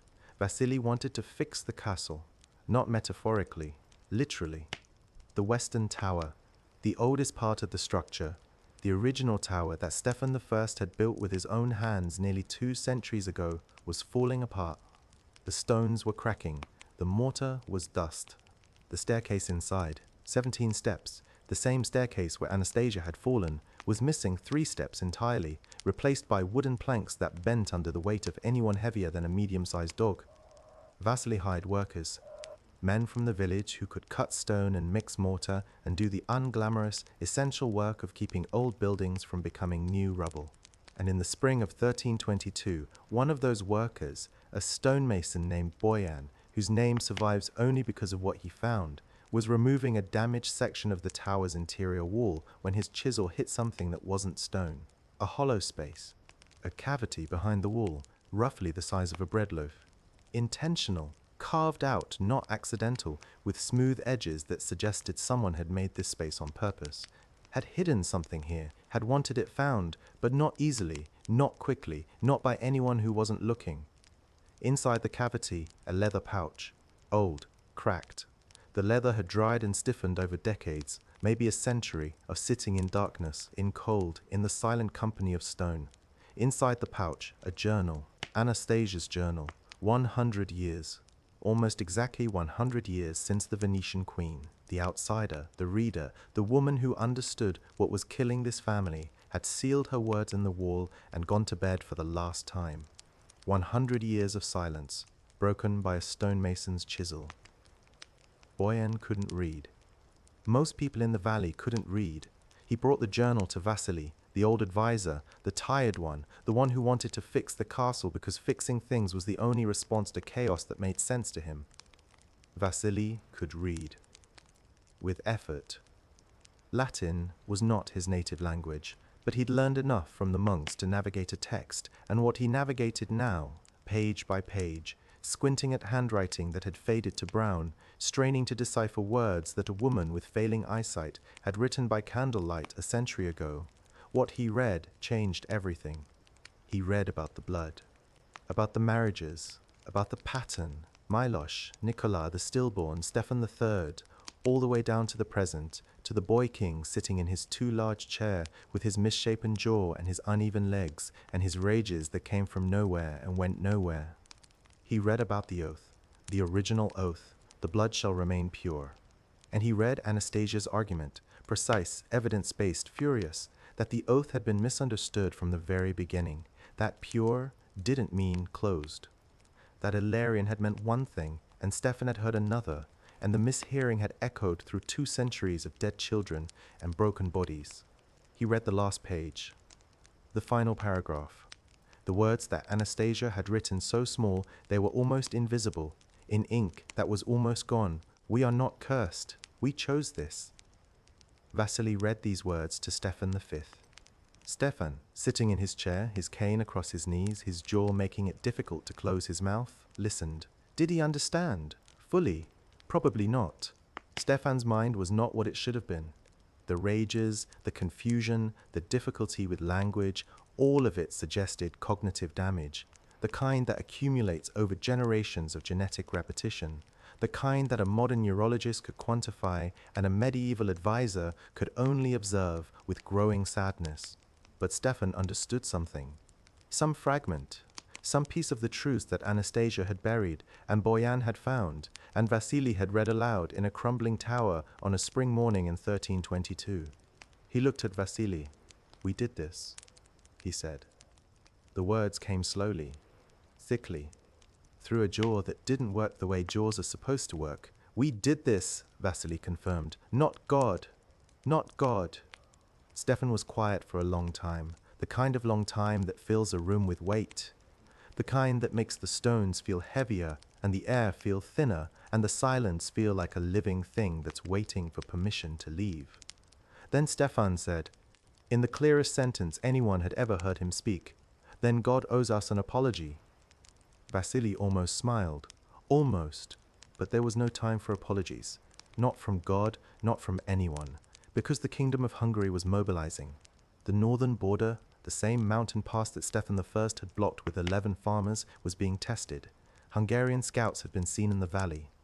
Hungarian messengers had been sent to the castle, carrying letters that were polite in language and threatening in everything else. The letters said, "Submit, become a vassal, surrender your independence, join the kingdom, or we will take it." Vasily advised negotiation. The second advisor advised resistance. The third advisor advised prayer, which was neither helpful nor original, but was at least consistent with the valley's 200-year tradition of responding to problems by talking to God instead of solving them. Stefan V didn't advise anything. He sat in his chair. He held his cane. He looked at the wall where Anastasia's journal had been hidden, the wall where the truth had waited for a century, and he said nothing. In the autumn of 1328, the Hungarian army came through the pass. It wasn't a battle. A battle implies two sides fighting. What happened in the Varanov Valley in 1328 was closer to an eviction. The Hungarian force, 300 cavalry, 500 infantry, more soldiers than the valley had people, rode in, occupied the castle, lowered the Varanov banner, and raised the Hungarian flag before sunset. Nobody resisted. There was nothing to resist with. The militia, Alexander's militia, once the pride of the valley, had dwindled to 40 old men and teenage boys who had never swung a sword at anything more threatening than a practice dummy. Stefan was captured, not killed. The Hungarians weren't cruel, just efficient. A dead king creates a martyr. A living king, locked in a monastery, creates nothing. And so Stefan V, the last Varanov king, the boy with the broken jaw and the uneven legs and the rages that shook the walls, was sent to a monastery, not the Varanov monastery. That was too close, too symbolic. He was sent to a monastery 3 valleys away, high in the mountains, where the air was thin and the walls were thick, and the monks spoke a dialect he could barely understand. He lived there for 3 years. 3 years of stone walls and wooden beds and prayers in a language that wasn't his. 3 years of silence. 3 years without the crown, without the cane. They took the cane, I don't know why. Maybe they thought a king without a cane is less of a king. 3 years without anything except the slow, grinding passage of time. He died in 1331, alone, in a cell that was smaller than the room where his great-great-great-grandfather had once milked goats. The cause of death was recorded as weakness, which is the medieval way of saying his body gave up. His heart, probably enlarged, probably malformed, probably shaped by the same genetic damage that shaped everything else, simply stopped. No children, no heir, no continuation. The line ended, not with a war. Though there was a war, not with a betrayal.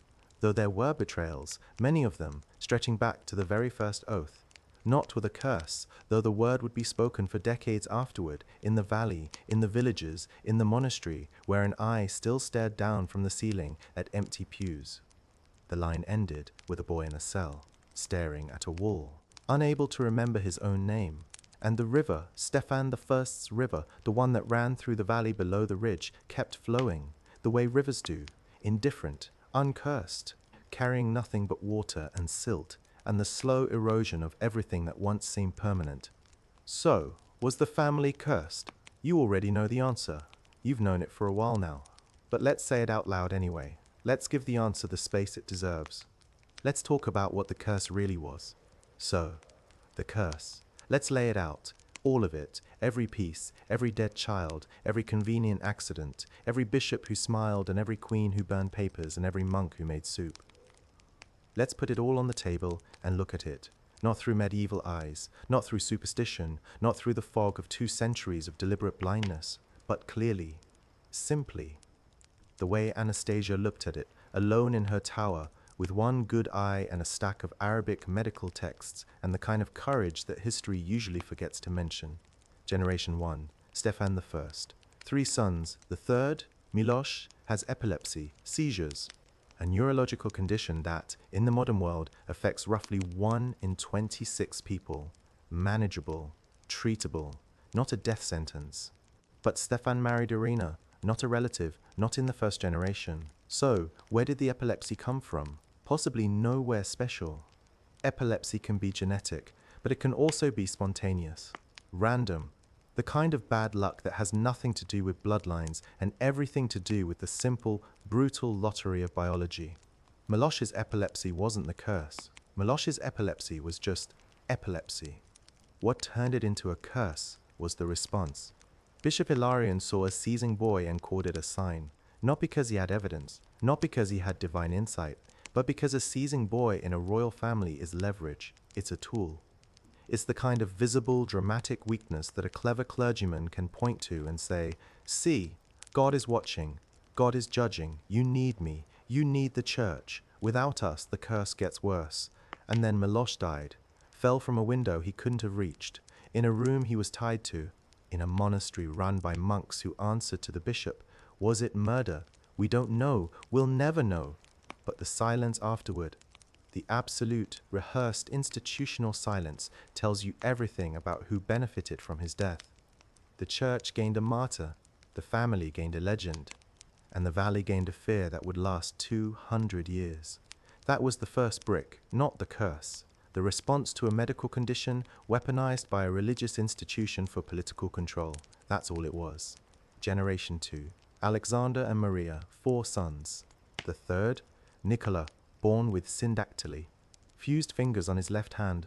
Now, syndactyly is interesting because unlike epilepsy, syndactyly has a strong genetic component. It runs in families, and it runs more frequently in families with a high degree of consanguinity, which is the clinical term for your parents are related to each other.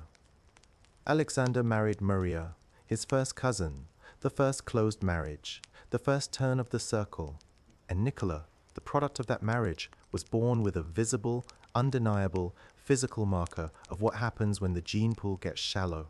Not always, not inevitably. Plenty of cousin marriages produce healthy children, but the probability increases, the dice are loaded, and the more you roll loaded dice, the more likely you are to lose. Nicola was hidden, gloved, kept out of sight, and then found at the bottom of a well that he couldn't have opened by himself, with a hand that couldn't have gripped the cover. Murder. Accident. Does it matter? The result was the same. The third child marked, dead.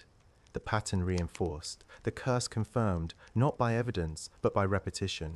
Say something enough times and it becomes true. Kill enough third children, and the curse becomes self-fulfilling.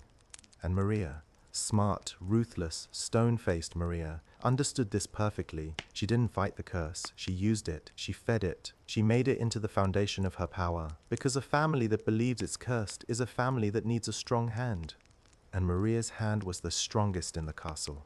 She burned the evidence. Whatever the evidence was, records of Nicola's death, records of the marriage arrangements, records of conversations with bishops, she burned it. Because evidence is the enemy of narrative, and Maria's narrative was too useful to risk.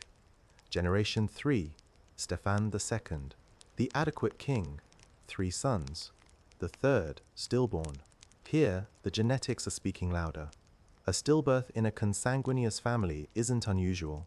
The accumulation of recessive mutations, mutations that would remain dormant in a genetically diverse family, begins to express itself. Organs don't form properly. Systems fail in utero. The body, assembling itself from a blueprint that has too many repeated errors, simply stops. No drama. No conspiracy. No convenient fool. Just biology, doing what biology does when you give it insufficient material to work with.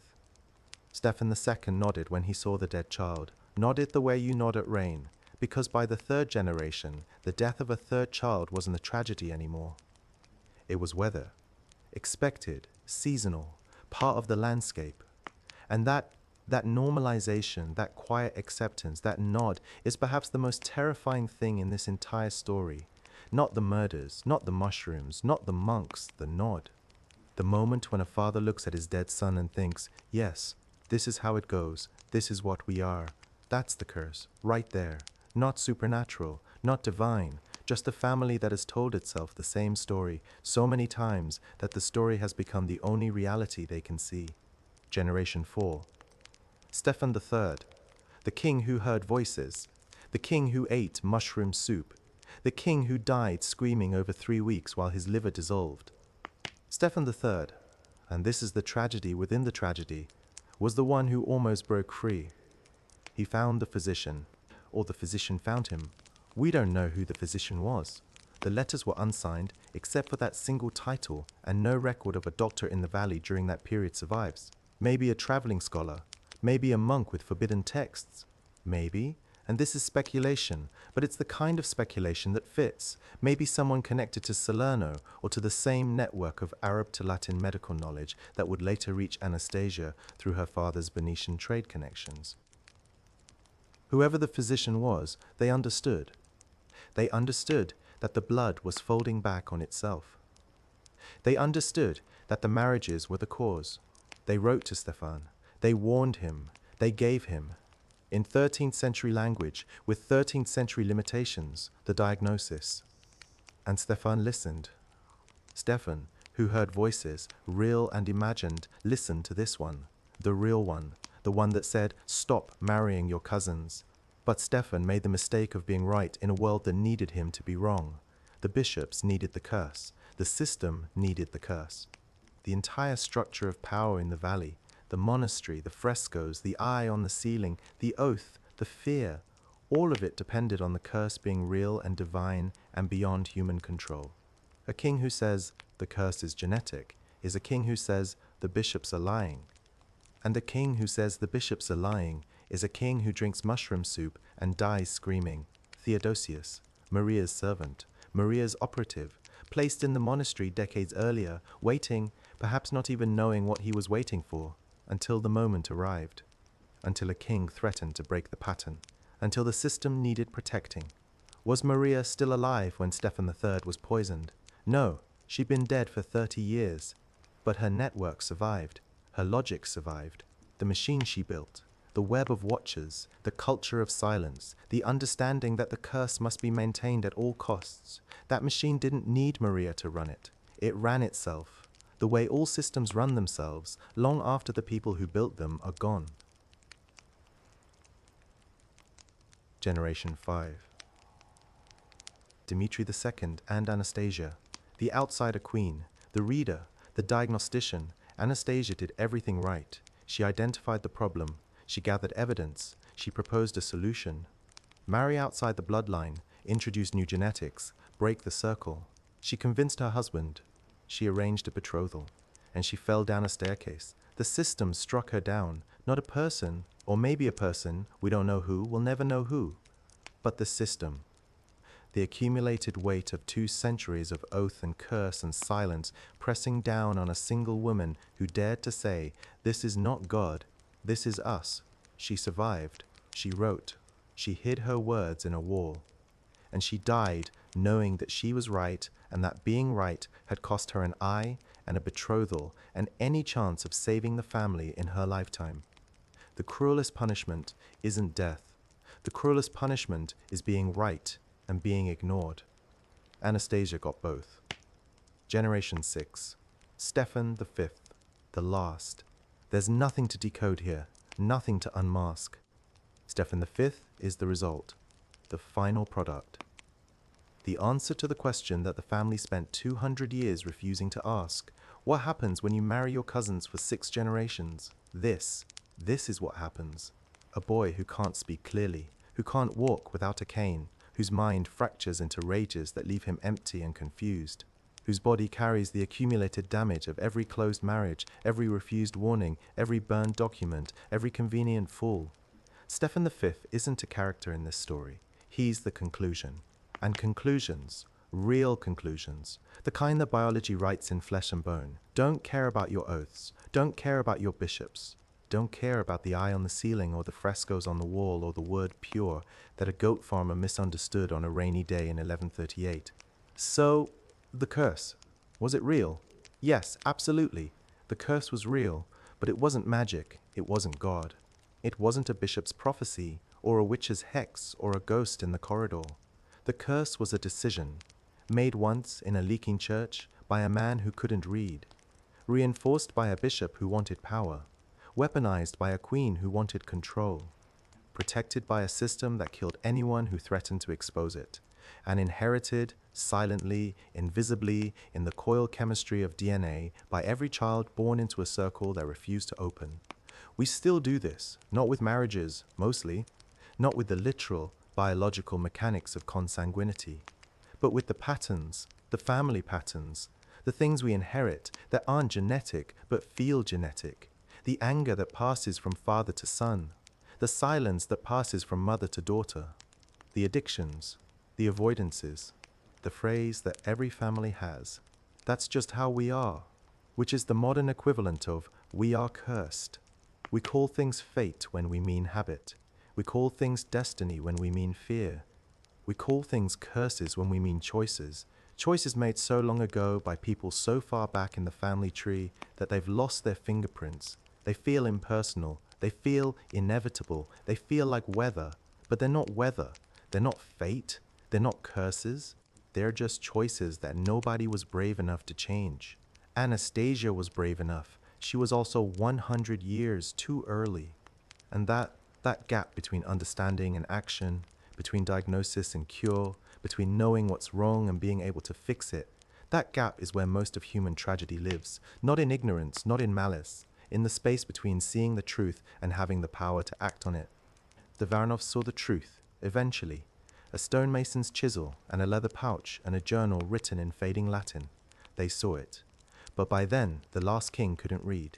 The last kingdom couldn't fight. And the last page of the journal, "We are not cursed, we chose this," was read aloud in a crumbling tower to a boy who could barely understand the words. 100 years too late. The diagnosis was right. The patient was already dead.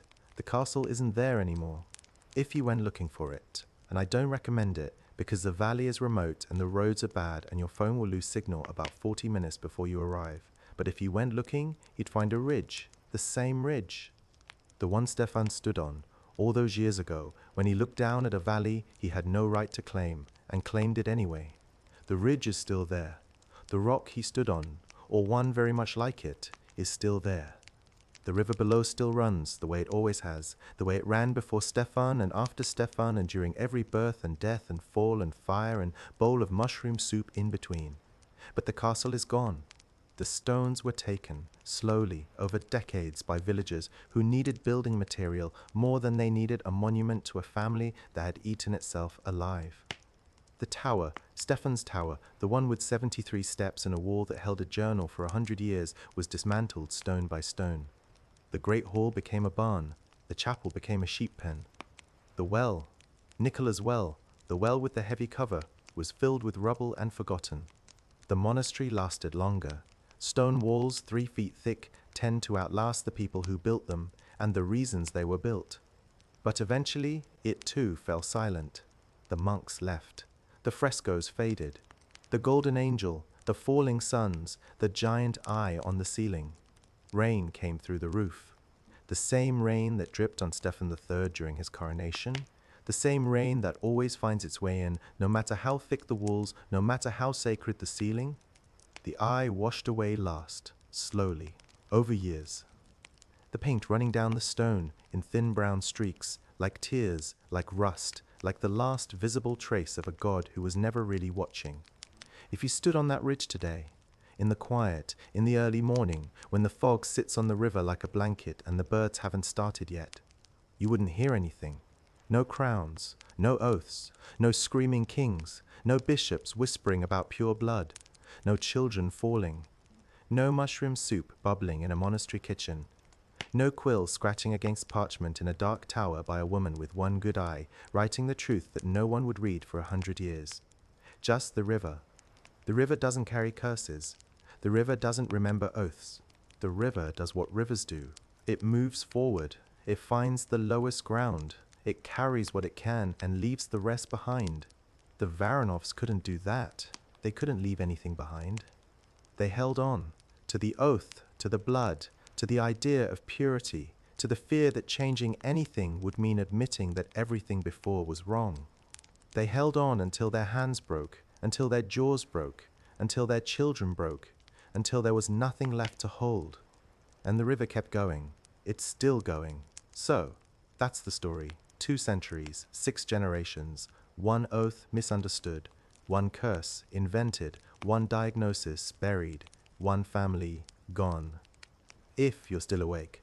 And honestly, I'm impressed and slightly concerned about your sleep habits. Just let that image sit with you. A ridge, a river, fog, silence. The kind of silence that comes after a very long story has finally finished being told. The Varanovs are done making their mistakes. Yours can wait until morning. Close your eyes. The river's still there. Let it carry you. Good night.